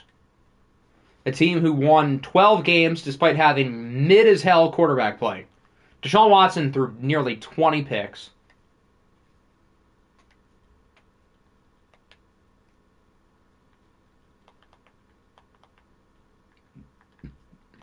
Daquan Jones had 9 sacks. Huh. All right, let's check injuries, and then that should just about do it.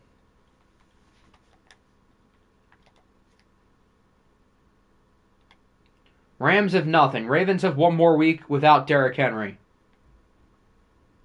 Steelers are going to be without Joel Bitonio for the remainder of the AFC playoffs. Titans are good. Voyagers will be without Tank Dell and DeAndre Swift against the Dildos, who are fully healthy. Bears are healthy. Broncos are without 3 guys, including Ike Ekwonu and Emmanuel Mosley. Cardinals are good. Chargers are still without Juwan Johnson.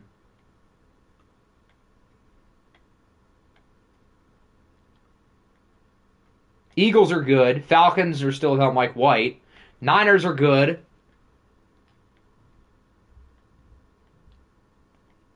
Panthers are good. Rams, we started with the Rams. That's everyone. So really, other than Derrick Henry and I guess Joel Bitonio, not many serious injuries for the playoff teams. Everybody's going to be pretty much fully healthy. So, may the best team win. Next stream will be the wild card round. We're going to watch 3, and we're going to simcast the other 3. So, that'll do it. Hope everybody enjoyed Week 18, the final regular season, or the final week of the regular season. This is not the last regular season, obviously. The last week of the regular season for year number 1. The awards ballot will likely be up within the next probably 24 hours. So, make sure to stay on the lookout for that.